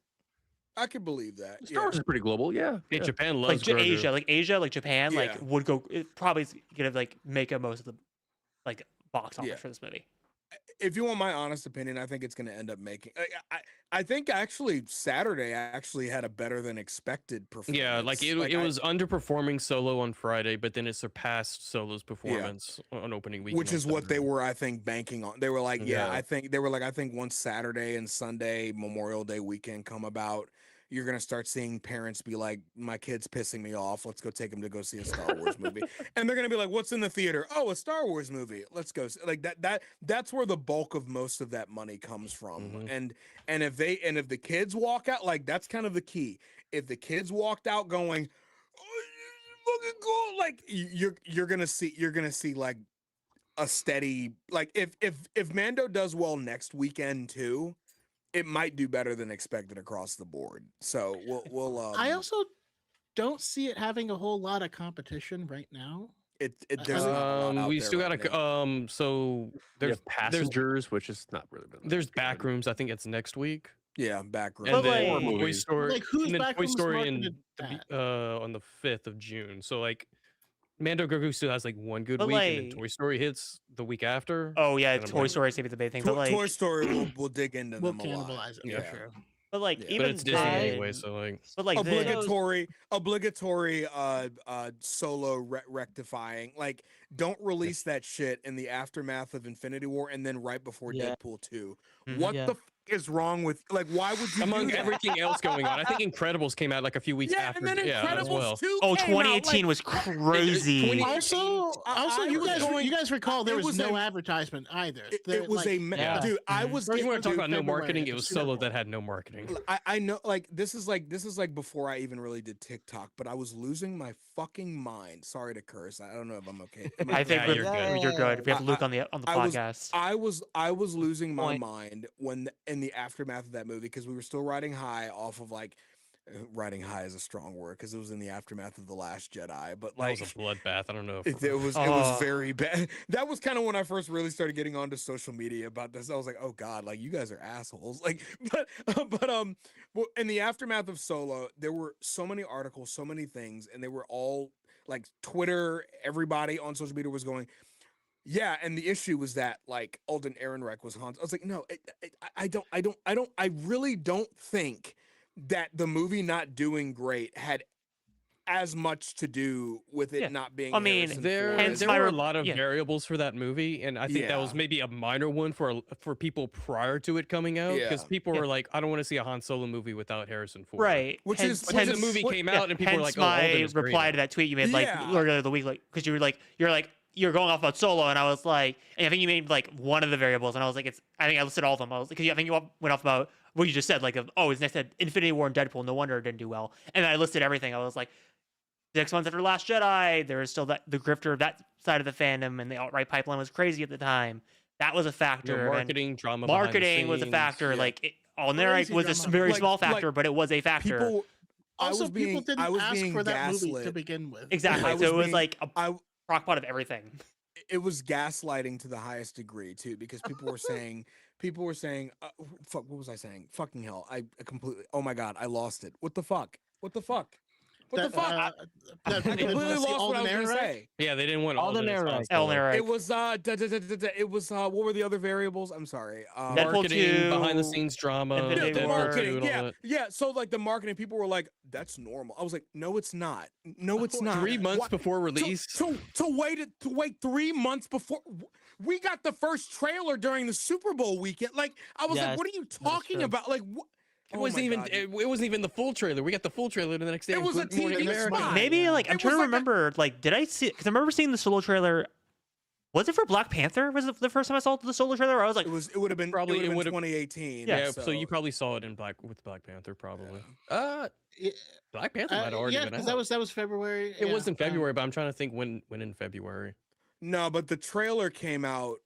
Super Bowl usually happens in early February. Yeah, so I'm trying to Yeah. think. So Black I would Panther might have say- been like a week or two after then. Yeah, I'm so pretty they I'm pretty definitely- used to that date, actually. So I do know this though. We didn't get a full trailer for Solo until like March though. Like we didn't. We, Yeah, it was. if then, yeah, it was kind of wild how they marketed that, and then people were kind of going, "Oh, it's fine." Like they know what they're doing. I was like, first of all, don't carry water for a. No, mega Bob Iger wanted to billion- put it in May because he wanted Mary Poppins in December. that was why. Bob Iger. Yeah, Bob Iger Yeah, can kiss well, my ass. No, but those people are acting like we didn't get like the Force Awakens trailer like a year and a half before the movie. Interesting. Like, That's out of the ordinary. It's like I getting it will- almost Yeah. like I will never forget how fucking insane that trailer is. Oh, dude, oh my god. I was at Celebration when they dropped that trailer. JJ Oh, Abrams was yeah, bringing that's people right. pizza in line. It was crazy. Pep I put in the was- YouTube chat. I forgot about this. Solo had marketing with Denny's. They had the trading cards. I still have Oh, a bunch yeah. of like unopened trading card packs from Denny's with Solo. I think I'll the bring them at Solo celebration. stuff- I'll hand them out. I think the solo I think the Solo thing irritates me the most because it's actually like a really charming movie. Mhm. Like like obviously if you hold a gun to my head and say something bad about it's like I'll find a bunch of stuff. But Oh, like, it's cardinal sin as being too much of an origin movie. Yeah, it's like a Tom Holland esque like. But like, I'm glad Han Solo becomes Han Solo. I'm glad we bring up But Solo when it- because that was one of my other reactions coming out of Mando and Grogu. Because like, I guess I'll spoil my ranking. Like, it's like right after Rise or like right before Solo. I'm like, I want to go rewatch Solo and see like how these two movies stack up to each other. Because I think they're on par with each other. I think Solo's a better movie. Like me personally, I think Solo's a better movie. Yeah. Like and I haven't even seen it recently. I just remember walking out and going like, "Damn, that's actually a really big shame that this movie isn't making like any money." Like It was out of my actually- local No, but- theater like after week 2. Yeah, Like I couldn't go rewatch it. Yeah, in Virginia, it was gone. Like after within a month, that shit was not there anymore, and I was like, "That's bullshit." Like that. Yeah, like I watched Actually, it like on on that- Friday, on that went to topic- Disney for a week and came back and I was like, it wasn't there. I was like, well, I wanted to go see it again, but I can't. And Yeah. can we also like recognize that the movie industry is just not what it was before That's true. COVID? Yeah. You know what I mean? It's So like part when of it. when you're trying to expect what it's gonna like when we were growing up in the 90s, how long did a movie stay at the theaters? Like it was Very in the long. Almost theaters a whole for like a 6 calendar months. year? You know what I mean? It was like at it was least. like a quarter of a year, and I mean, Yeah. semi hot Yeah. take. I So- think streaming culture has ruined like theatrical release windows because Absolutely. we have like Yeah. we have this speed rush to get movies to streaming when like they can make more If- money. if Disney Plus disintegrated tomorrow and they had to go all in on movies, I guarantee there would be a bit of a revival. Like I really do. I really do think I that love it has the something beginning to of do. that sentence. Never would I Because- ever thought I would have because- heard that. Hey, before that happens, can we get physical copies of everything on Disney Plus? Yes, can we finish please that get physical Book of release Boba run? Fett and Andor Yeah, season yeah, 2 and like Yeah, like- please? Yeah, and like for the record, like if you release all of those in steelbook form, I would get all of I would get all of Absolutely. them. Like, I know it's expensive. I've already done it with. I don't well, at give least a with the Star- shit. I- Like, if I- it's- I've Yeah, already you done can it with see the them Star right Wars there. I stuff. have them right there. Mando season 1 and 2. Yeah, no, I really do think that streaming culture ruined a lot of the dynamic there. And one of the things that irritates me the most is the new relatively new mentality of, oh, I'll just wait for it on streaming. It's like no. Get your ass up and go to the movie. Like Yeah. go see it in Yeah. the movie. Oh, I'll just watch it on my Yeah. it's like yeah, no, like I understand why these consumers do that because it's like sometimes they just don't have time. But like that's the mentality that's been cultivated by virtue of it existing. And then so, they turn around and say, "Oh, there's only like remakes and sequels in the movie theater." Like that's all you go 'cause they're- see. yeah, because That's they're all trying to you get your see. ass That's the only into the reason you movie wanna go. theater. Like it's They make them. You just don't see them. if you made a movie called Igneous Rock and you knew it was going to make $4 billion, then yeah, you'd see that shit all the time. You'd see very ambitious movies. Like why do you think that every new movie that comes out they just name it the IP that they're making it about? Like I'm more of a it's like sentimentary guy. The Milano Oppenheimer, movie. Star Wars, like they just like I don't know, like. And seriously. like the So, streamers have been trying to close Pandora's box by like extending the theater windows so that people don't want to force people not to wait for streaming. Yeah. Still Yeah. not working, unfortunately, for No. most Well, in and most here's cases. here's the other thing. Speaking of future stuff, I guess we'll go through that real quick. After coming out of this movie, I felt like, okay, so in Dave's movie, we're gonna get Rod of the Hutt working with Ahsoka, and we're gonna get the whole full circle here. Like that's I mean, that'll be a heartwarming. that will probably be what happens, and for that, thank you, Mando and Grogu, because that will be a funny moment / heartwarming moment. And I also Dinky, think my it'll goodness, I- you've grown. I mean, if, yeah, So that is a little I have wild an one. actual interesting one, and I've been saying this. the for way- the way longest Ryan time. just said that was just Yeah, sure. not. Yeah, I've been saying this for the I'm longest just trying. time. I was channeling Padme. I was just. Yeah. So like, Oh, put a pin no. in this until after Starfighter. Obviously, Starfighter has a little bit of more of an uphill battle because of its budget, but whatever movie does quote unquote profitably better, you're going to see more content in the theaters with. So I would not be surprised if Mando and Grogu somehow like gets on top. We would get a movie before Dave's movie that's like another movie in between. Like I wouldn't be surprised if there's a Mando trilogy where it's like this is movie 1 and then there's a movie 2, maybe by Rick Famuyiwa, I hope and then not. like a Filoni movie is the finale to all of it. Like I would real not quick, surprise me in the speaking about- slightest. Speaking about theaters, I have a message for Paramount Plus. Uh-oh.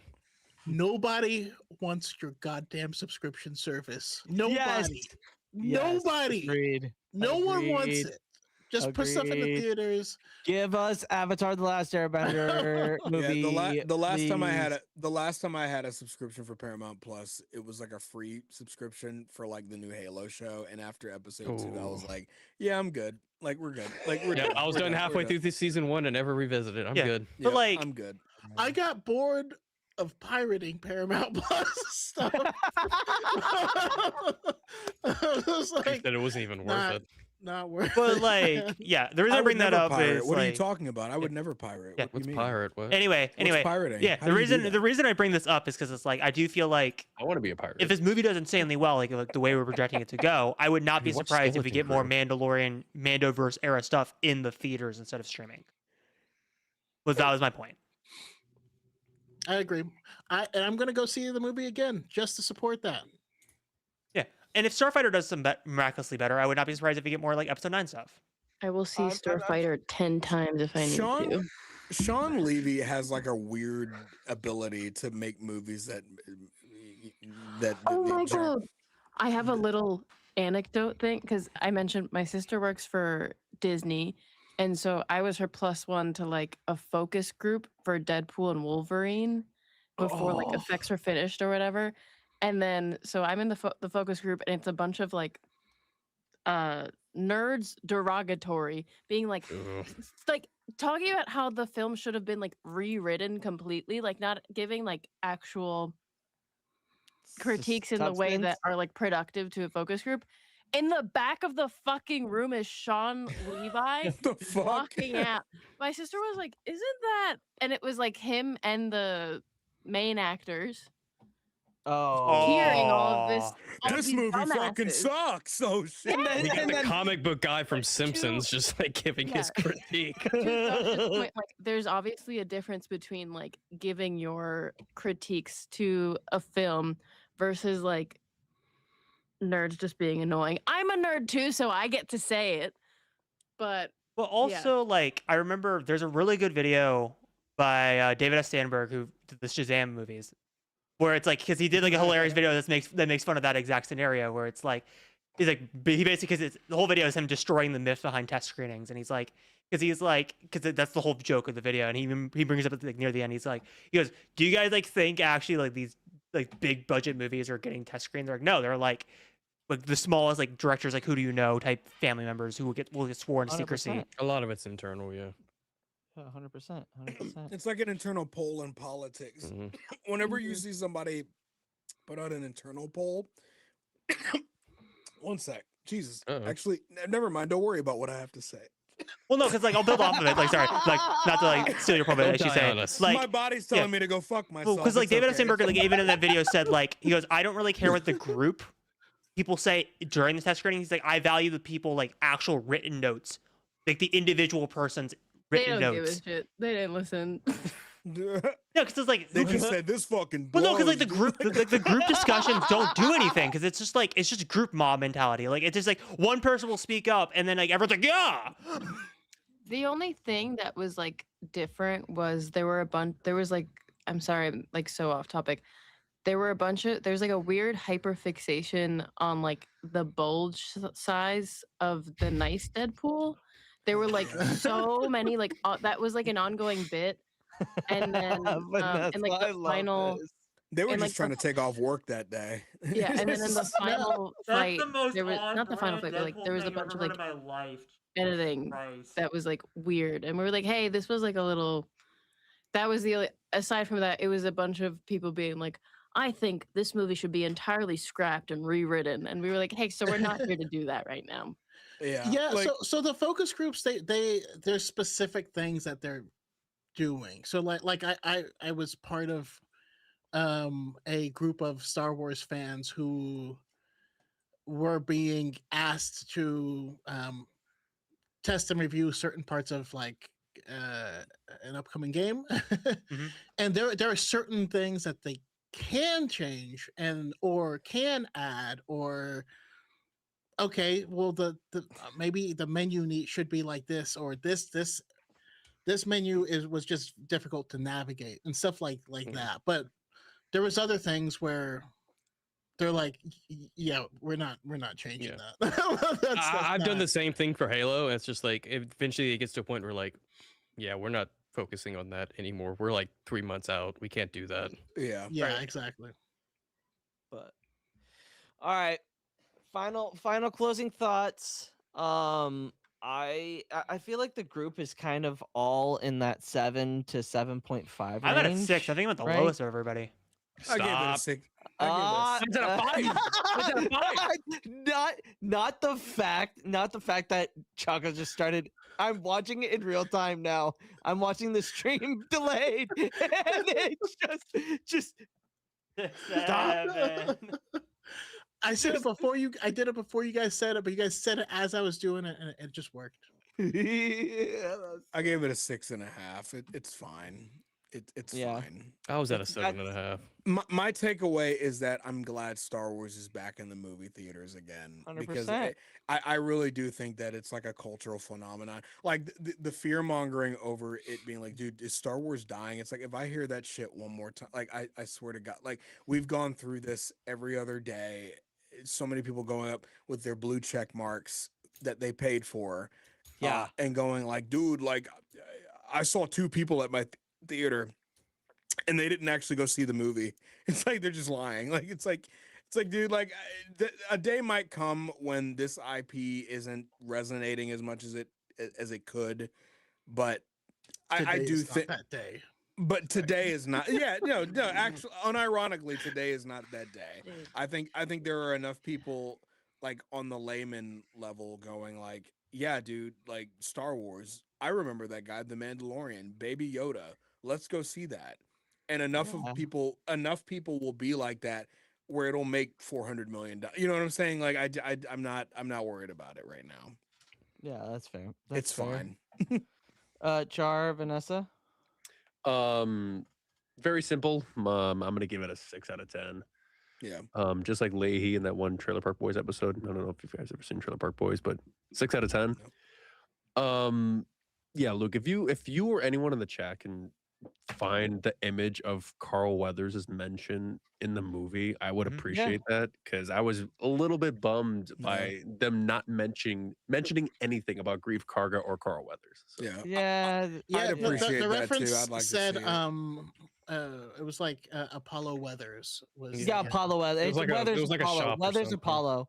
It's Weathers Apollo. It's right when the one Dajark creature rips out the shield door and throws it. Oh, so it wasn't even on Navarro. No, it was. No, it wasn't on Navarro. Navarro. It was on- on On Shikari. Sakari. Yeah. Which, by the way, It was on one of the Shiro. other things you did not mention Also, is Ludwig's on score. Oh, Ludwig! Oh, Yeah, Ludwig- Oh my God, Ludwig was cooked with this oh my movie. God, He bro. cooked. Yeah. On the picture of Rod of the Hutt, the other fighter's name was like Glut Shio or something like that. Yep, right there. Yep. It's yep, like the, yep. it's like the it's the door that they break out of. Weathers Yep. Apollo. Mhm. It's an Easter. Yeah, well, there's Apollo. Yeah. I Easter egg. Why did that it doesn't- be an Easter egg? close. He was Yeah, I agree. Like, because Sigourney Weaver is just like what Grief Karga was, but for the New Republic. So it's like he was a pretty important part of them. I would even say she's basically doing Carson Tava's job.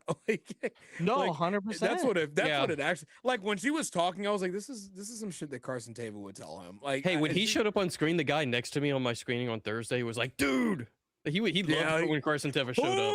Which I will say, Yeah. Carson Teva's actor is like probably elite level Fucking elite. gaslighter in terms of He's like so lying. cool. He's elite. His Yeah. gaslighting games is insane. Yeah, but yeah. Go ahead, Josh. I'm sorry. I'm just all over the place today. But I another thing that kind of stuck out to me on a slightly negative. It's the dialogue in the X-wings and Y-wing. I was like, bro, this is so like when they were talking, it was just so. It was set and cut weird. They were Yeah, it really- was set and cut it was weird. They wooden. were reading. It was really. They were. It's like they were reading off a New I Hope. gotta say this as I a, got Like one they were on my talking to each tail. other. I gotta say this Yeah, as like- the editor in the room. I got a person that also wanted to get into film editing. Again, this is like a minor ass nitpicking, but like the editing in the third act was super weird. There was a lot of weird cutting decisions where I'm like, why did they cut that early? And I will say though, it did make me hopeful for Starfighter. Just the way that as they're flying, when someone's like, "There's one on my tail," and they're like, "Okay," and they pull off, like the teamwork, that was really cool. And then their whole like cluster bomb thing. So that Hey, they got the F1 cinematographer and the Top Gun Maverick cinematographer for Starfighter. So I hell yeah. obviously will touch more on Thursday, but like, dude, like Dan as a pilot, they have risen up like on the pilot rankings in terms of like he's not touching Hera or Poe, but like or Han Solo, but like my God, he was making some crazy maneuvers. That was sick. I will say, like on a personal note, that part where they're trying to escape the ships and the dogfighting scene as they're trying to escape, like rescuing not rescuing Rada, but like what were they doing? They were capturing Coin. Yeah, Coin. Yeah. Commander Coin. Yeah, Coin was who they were getting. And when the music kicked in and he got behind them, I was like, I'm not gonna lie, man, I'm losing my shit right now. This is really cool. like when they were like, I was like, I felt like I was playing Ace Combat. I was like, dude, this is the coolest shit I've ever seen. Dude, that sequence had me smiling from ear to ear, especially like with the music and like it just felt like we were watching an episode of Rebels and Mando. Like one of my buddies who's super pessimistic about any movie he sees. After that scene, he looked over at me after it was over, after like a quiet moment. He went, "All right, that was really cool." I was like, "Okay, all right, yeah." I was like, "Okay, yeah, we got him." Got him. He was like, "I'm not even gonna lie, Josh. That was really cool." Like, Choco, final thoughts? Yeah, it was like pizza, you know. It was good. I enjoyed it, you know. It's I'm giving it a 7 out of 10. I would see it again. Still have plenty of complaints, as there's still a lot of things I would have done differently. There's still some areas where I would, expand on certain things or whatever, but it was exactly what I thought it needed to be. And yeah, that's my story. I'm sticking to it. There you go. Vanessa, did we get your final thoughts? No, you didn't. Okay, you go, Vanessa. Get him, Vanessa. Don't put a hit out on me, please. Beat his ass. Kick his ass, Seabass. Get his shoes. I guess final thoughts are, I mean, we didn't really talk about our experience like going into the theater and whatever, but I mean, going into the theater, I mean, there was so much popcorn like, bowl that Ryan has behind you. I got the same one. Yeah. Thing was sick. Yeah, we got the not $80 worth though. Yeah, I'm broke now, but I love how you 80? point off frame because we yeah. cannot see it with the way the cameras are cut because it's seven. It's the AT-AT. It's the AT-AT. Yeah. yeah, I was gonna say. Sorry, Regal. I got the Din helmet. Yeah, I went to Regal. It was either that or the Din bust with Grogu. I also went to a liked it. Regal. I mean, this is literally the like I got this, I got a chocolate bar, I got a rock, and I just got the normal tin popcorn bucket. Hey, so did I. Don't. Hey.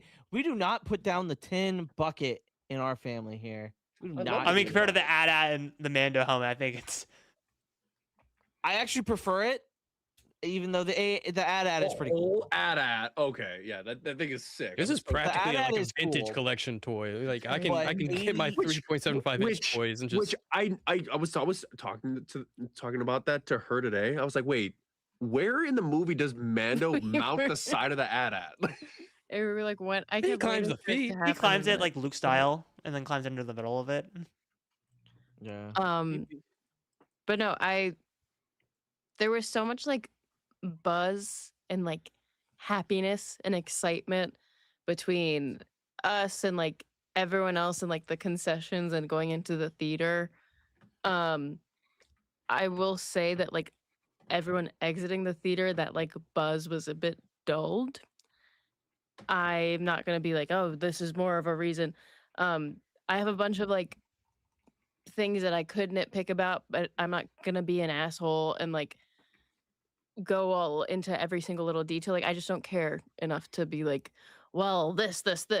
Yeah, it just like it didn't land for me emotionally as much as I had hoped it would, and like dialogue wise as I hoped it would. My expectations were kind of for it to be. I literally wrote down on my bingo card like the most generic things. I almost got 2 bingos. literally like the main plot is going to be a random side mission and could be like a bottle episode. I was expecting a lot of just like generic, like what Mando Grogu stuff typically is, and like that's what it was. I am just simply missing like Star Wars magic, and like I did not get it from the movie. Like there were exciting moments, but I wasn't necessarily like getting. There wasn't a chills Darth and- Maul. There wasn't a Darth Maul lightsaber. Can I say, for the mission. record, there wasn't a. No, but not like special run. flashiness. I don't mean the flashiness though. I'm just saying like I think Star Wars doesn't need to be like flashy and cameo fest in order to have like depth and to resonate or like to connect with me. For a long time my job was Star Wars. And I miss that feeling that it's able to give people, and that feeling that it has given to me. And even like upon rewatch, like we were rewatching all the movies recently, and like there are still some moments that were like, whoa, this shit still hits like after however many years. I didn't feel that during this movie. Maybe I'll have to like rewatch. I just don't think I don't think I'm a fan of the writing of Favreau and Filoni. I just don't think I'm into it. But I wasn't trying to like necessarily be unfair in my review of it and be like, well, it's not Andor, so you know, Well, 'cause- yeah. I mean, it's not though. it is. It's not Andor, but It's you not. understand what I'm saying is like I think yeah. I'm not going into the Mandalorian and Grogu and expecting some type of like Luthen speech. intellectual like Oh, yeah, adaptation no. of Star Wars. I'm expecting stupid. I you know. I the cool thing about like Andor and like the Mandalorian and Grogu and any kind of project that comes out is that like I don't need like there are some movies and projects it's like I just want my candy. Like it's okay. Like I just want big powerful like battles and cool stuff happening, cool one-liners and stuff. But like I will say, even though that's okay, that's a valid thing to want. Your candy project should still be, I don't know, cohesive and feel like they flow well. Like you can walk out of like a movie and go, yeah, that was very much tailor made to get butts in seats, and then go, yeah, it was, I mean they did a pretty good job with the editing and da, da, da, da, da. Like if you go out and if you finish up and you go, yeah, like it was tailor made for that, but like the writing was really bad. It's like, well, you know, like so like I definitely get it. This it's why the Phantom Menace to me is like a really good benchmark for that kind of stuff, because I bet a lot of people seeing that for the first time in theaters, you look back and like they probably walked out going, what the hell, like Jesus, like, but you watch it later and you watch it like on DVD or whatever and you go like, oh, like this is very stupid but very charming. 100%. And there's a spirit of Star Wars that exists in the movie, and that's what I kind of appreciate. That was my journey with the Phantom Menace. I used to not really like that movie that much, but then I watched it again and I was like, there's an innocence to it. There's a charm to it that's there. I don't know if it's there for the Mandalorian and Grogu, like, and not necessarily because anybody did a bad job, but more that there's not enough there to really use. Like I think that's kind of what it was. I think it was very much one of those things that they did this movie because they wanted to have a movie return to the theaters and be like, we need a Star Wars movie in theaters, and I think that's what this was. So if it ends up doing decently at the box office, they will take that as a win because they just want to get their foot in the door. That's my coping. Like Yeah, I don't even think it's coping. That's fair. That's yeah, fair. I think I mean, like, now that I think about it, I think it's a little bit more than coping. I think it's like a pretty realistic assessment. Like of it. Starfighter Like, for real, like is actually their bet on like movies when it comes to Star Wars. Starfighter is the one that I'm like, is that Yeah. how's that gonna do? Like, it's so Yeah, 100%. George, you gave your thoughts. Vanessa, you gave your thoughts, correct? Oh, yeah. I unless you have anything else to say, but I just talked about Carl Weathers. Oh, okay. Sorry, Ryan. Yeah, I mean, I give it a 7.5. I thought it was charming. It was lacking. I don't like how the marketing put so much emphasis on it being like the first movie in 7 years. I feel like that kind of shot itself Set in the up foot. expectations. Yeah, but like, I mean, talking about like magical moments, at least for me, the magical moment of this movie was like the 10-minute segment of just Grogu being on his own. And we didn't really talk about much about that part. I was just like, I don't know, that was like pure Star Wars puppetry magic. And I was like, I would be fine. Like if this was season 4, this would have been like a longer sequence in like the penultimate episode, and this would have been mostly that episode, and I probably would have been okay with that. Yeah. And I would be okay if they continued to do more of that, even if we get a season 4 or if they did another movie. As this, like, I wanted more of that. Yeah. Hereth?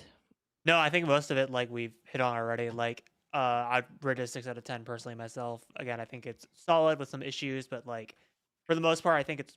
I kind of struggled ranking this movie, and I think we'll get more into that on Thursday. Maybe our journalist, who knows, of like where to put it, because it's like, do I give it to Solo? It's tried a little bit more things. Do I give it to Rise, which also tried to appease everyone, but tried some things? I think that's where I kind of struggled. But like, obviously, that will come clearer with time. Like, Star Wars rankings change by projects. I'm sure after like more Mando stuff, this will probably go up or down. I don't really care where it is at the moment. And plus, also, like, I'm kind of glad this movie came out, which, again, I don't want this to become the punching bag, but it's like, I'm kind of glad, like, the attention is, like, finally off on something else. Like, the target is finally shifted to something different for once. But no, like, getting into the movie stuff, like, I'll make this very brief. Like, I do feel like I'm glad that Jon Favreau and Dave Filoni stuck to their guns and didn't make this a cameification of the week. Like, it very much was a Mando and Grogu story. Like, I swore, because like you can see it in the bingo card. Like, I swore they were gonna sneak in like a lightsaber or something like fan servicey or something with Rada, like where he says like some like quip about Yoda or Ahsoka or Anakin or just something. Or I thought Embo was gonna do something like to like do like give it to like Clone Wars fans, but like I'm glad they just said no. This is just a Mando and Grogu movie that's just very self-contained. That's very small stakes. That does really just push Grogu forward as a character. So like to me, it's just a fun pulpy Star Wars movie. I know some people will like get mad at me. It's restraint I didn't think they would have. Yeah, because like, I know some people get mad at me being like, "Oh, you're saying like you enjoy it because it's fun. Like you should like not like do that." But like to me, it's a fun space pulpy Star Wars movie. Yeah. And nothing else to it. Yeah, I would give it 5.5 range. Like I said, it didn't hit me the way that I thought it would. And that's not necessarily a bad thing. Now, kind of talking about it, I might go see it again. Just because it'd be the first Star Wars movie that I'd only seen once in theaters. So yeah, I would probably go see it again. And maybe having different perspectives come on and talk as well as we'll definitely like Choco. I definitely, when I was talking to Chris about like what I wanted to like think of, I like brought up what you had said about High Ground with Rogue One, because you said that you didn't really enjoy it when it first came out, and then when you had people on, it kind of changed. So that's kind of why I'm hopeful that my perspective will kind of change. But if it doesn't, it doesn't. But yeah. All right. So that's gonna be it for our Mando and Grogu thoughts and stuff. Josh, where can the good people follow you on the social medias? Well, Luke, thank you for having me as always, and thank you for reminding me that we had one today, because I lose track of time so easily.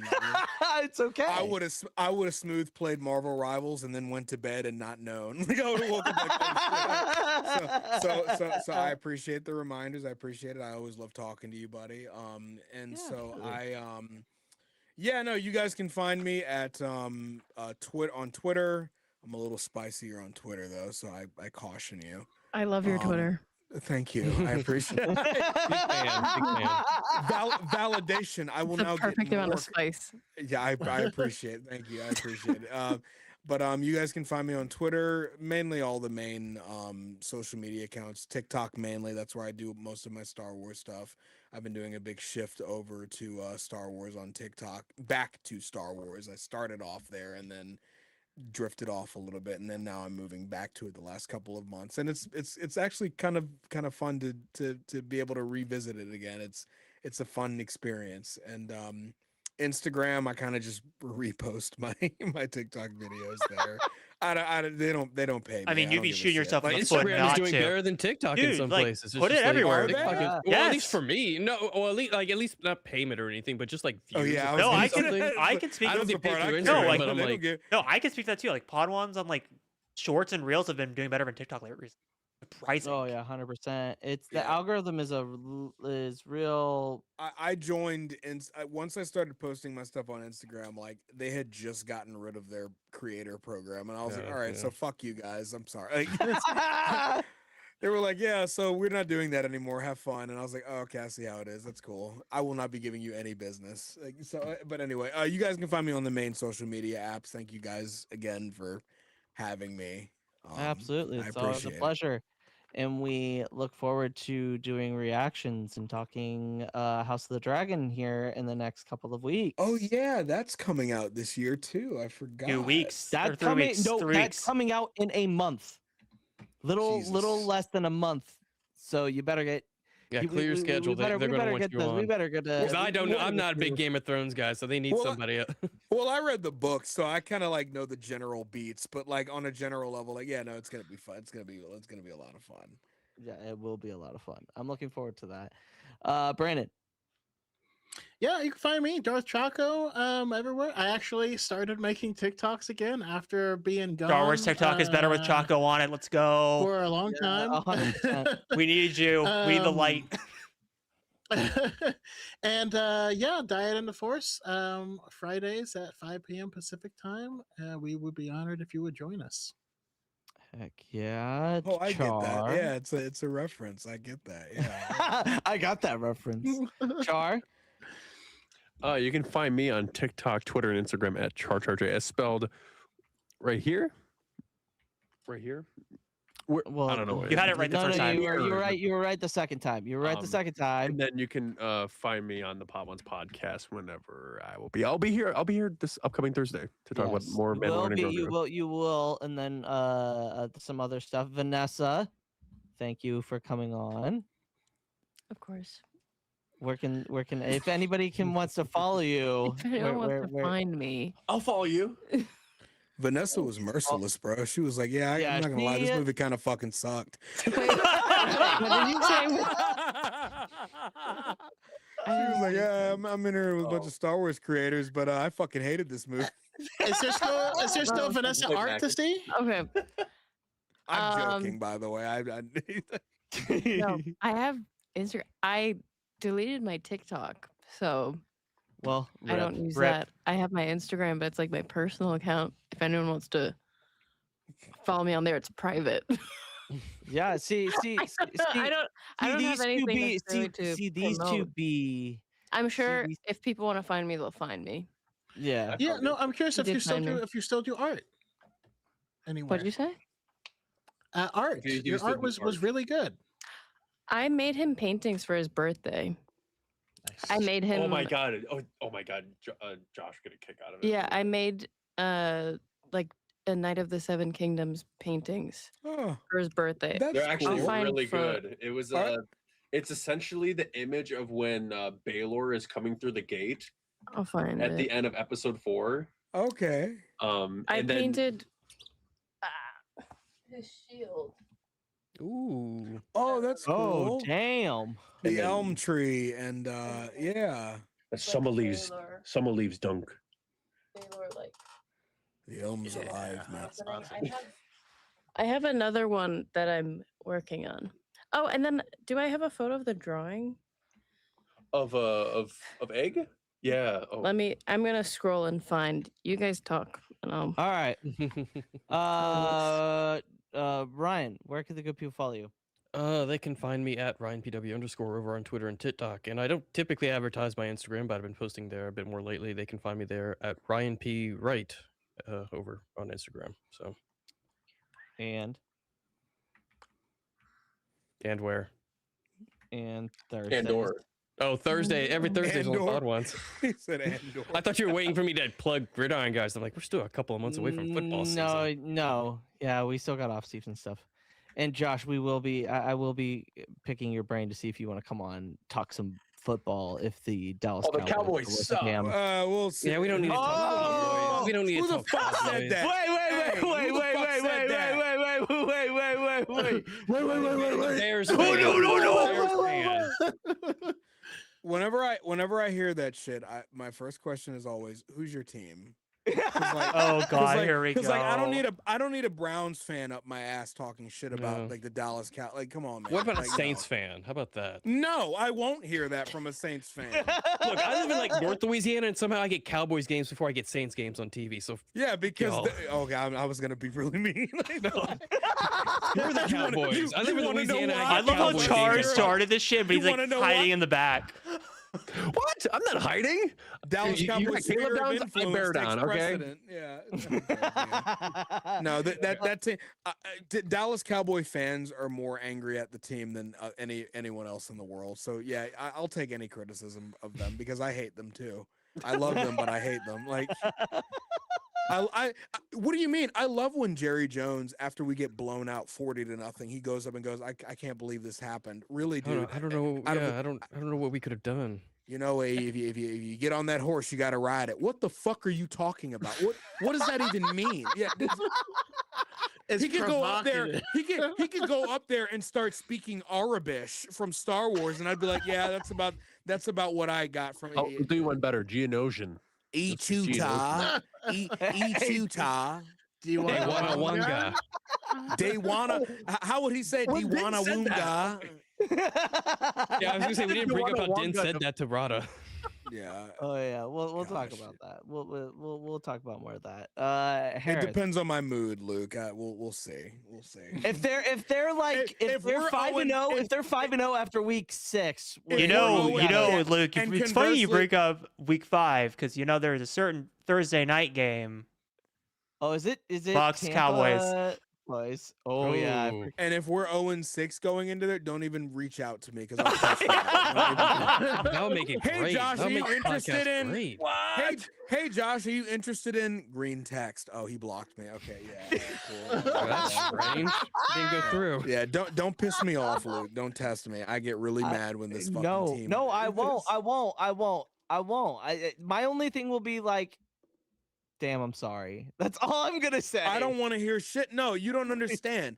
I don't want to hear anything. I don't want to hear. I told JJ, Lady Dragon JJ, she was like, what would happen if the Chiefs and the Cowboys went to the Super Bowl? I was like, I'd have to block you for like a couple of days. Because like, I don't think like, that if- ever happened. because if Dallas won in that situation, then Oh. I wouldn't trust myself, and I damn sure ain't trying to hear a Chiefs fan in my ear after they beat us. Like, so like, no, like Every week last I year during the podcast. I respect No, JJ that's- too much to be in my feelings over something like it's like that's absolutely insane because Ryan says that and we had our worst. What the hell? What are Is you? that egg? What the heck What? was that? She keeps on showing photos of me. Oh, nice. It was a photo of me. No, I'm posing with my pointing at this bucket outside of the guy over window. here. Yeah. Anyway. Well, this is a conversation for a different podcast now. So let's save that. Don't worry, guys. Patrick Hereth, Mahomes MVP next. Sorry. Sorry, guys. Yeah, go on. I'm watching You Rick's mean, Road. you mean I'm Caleb watching- Williams?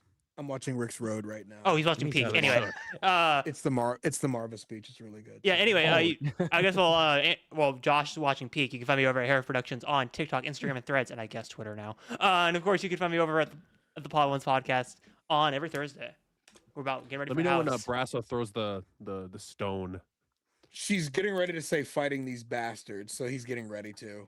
Oh yeah. And you can follow me at Jedi Master Eggs on all social medias. You can follow us at the Pod Ones on all social medias. I'm fucking free. What? Why? Look at Pep. what? Pep just said I'm fucking free from the Jared Leto comparisons. We got a new Pod Ones member. That's back to Jared Leto. Wait. Oh my God, he does now. I'm free. I Wait, what? Sharp Peppa saying you look like Jared Leto. Yeah. No! 20 years ago, that would have been a compliment. But Yeah. nowadays, like, Look, I get it every single episode of the podcast. So you know what? Time. I'm glad the target has shifted to somebody else. you look like Adolf Hitler. All right, man. Now you're being compared to Skeletor. Oh, damn. Shit, man. Like, Why? don't you hate when people get in your comments? They're like, "Yo, you look like so and so," but you don't know who they look like. So you Hey, just kind of, I'm not going to say it on the yourself podcast. like, "All right, man." I'm not. I'll say it after we go live, but I have a very bad comparison that people always bring up when my videos go viral. I will say it in the. I'll say it when we go live, after we go live. The one I I like. just remember a bad one for Josh. Oh god. Oh God, please just say your Yeah, outro. we'll- Please say it now. we'll Please say your take outro this now. Yeah, we'll table that. We'll table that. We'll table Cut the fucking cameras. Because I know which one he's talking about. This bullshit. You can follow us at the Pot Ones on all social medias. Next week we're gonna on Thursday we're gonna talk more Mando and Grogu, more of the fandom side of it. And then the week after that we will start getting into House of the Dragon stuff. Yeah. Because we'll be 3 weeks away from it premiering. So that'll be a good time. We're still doing reactions. But yeah, we'll have all that content coming out. But that's gonna be it. Crap, this is the way, I think. Do Yeah, that's what he said. Day one. Hey, wonga wonga.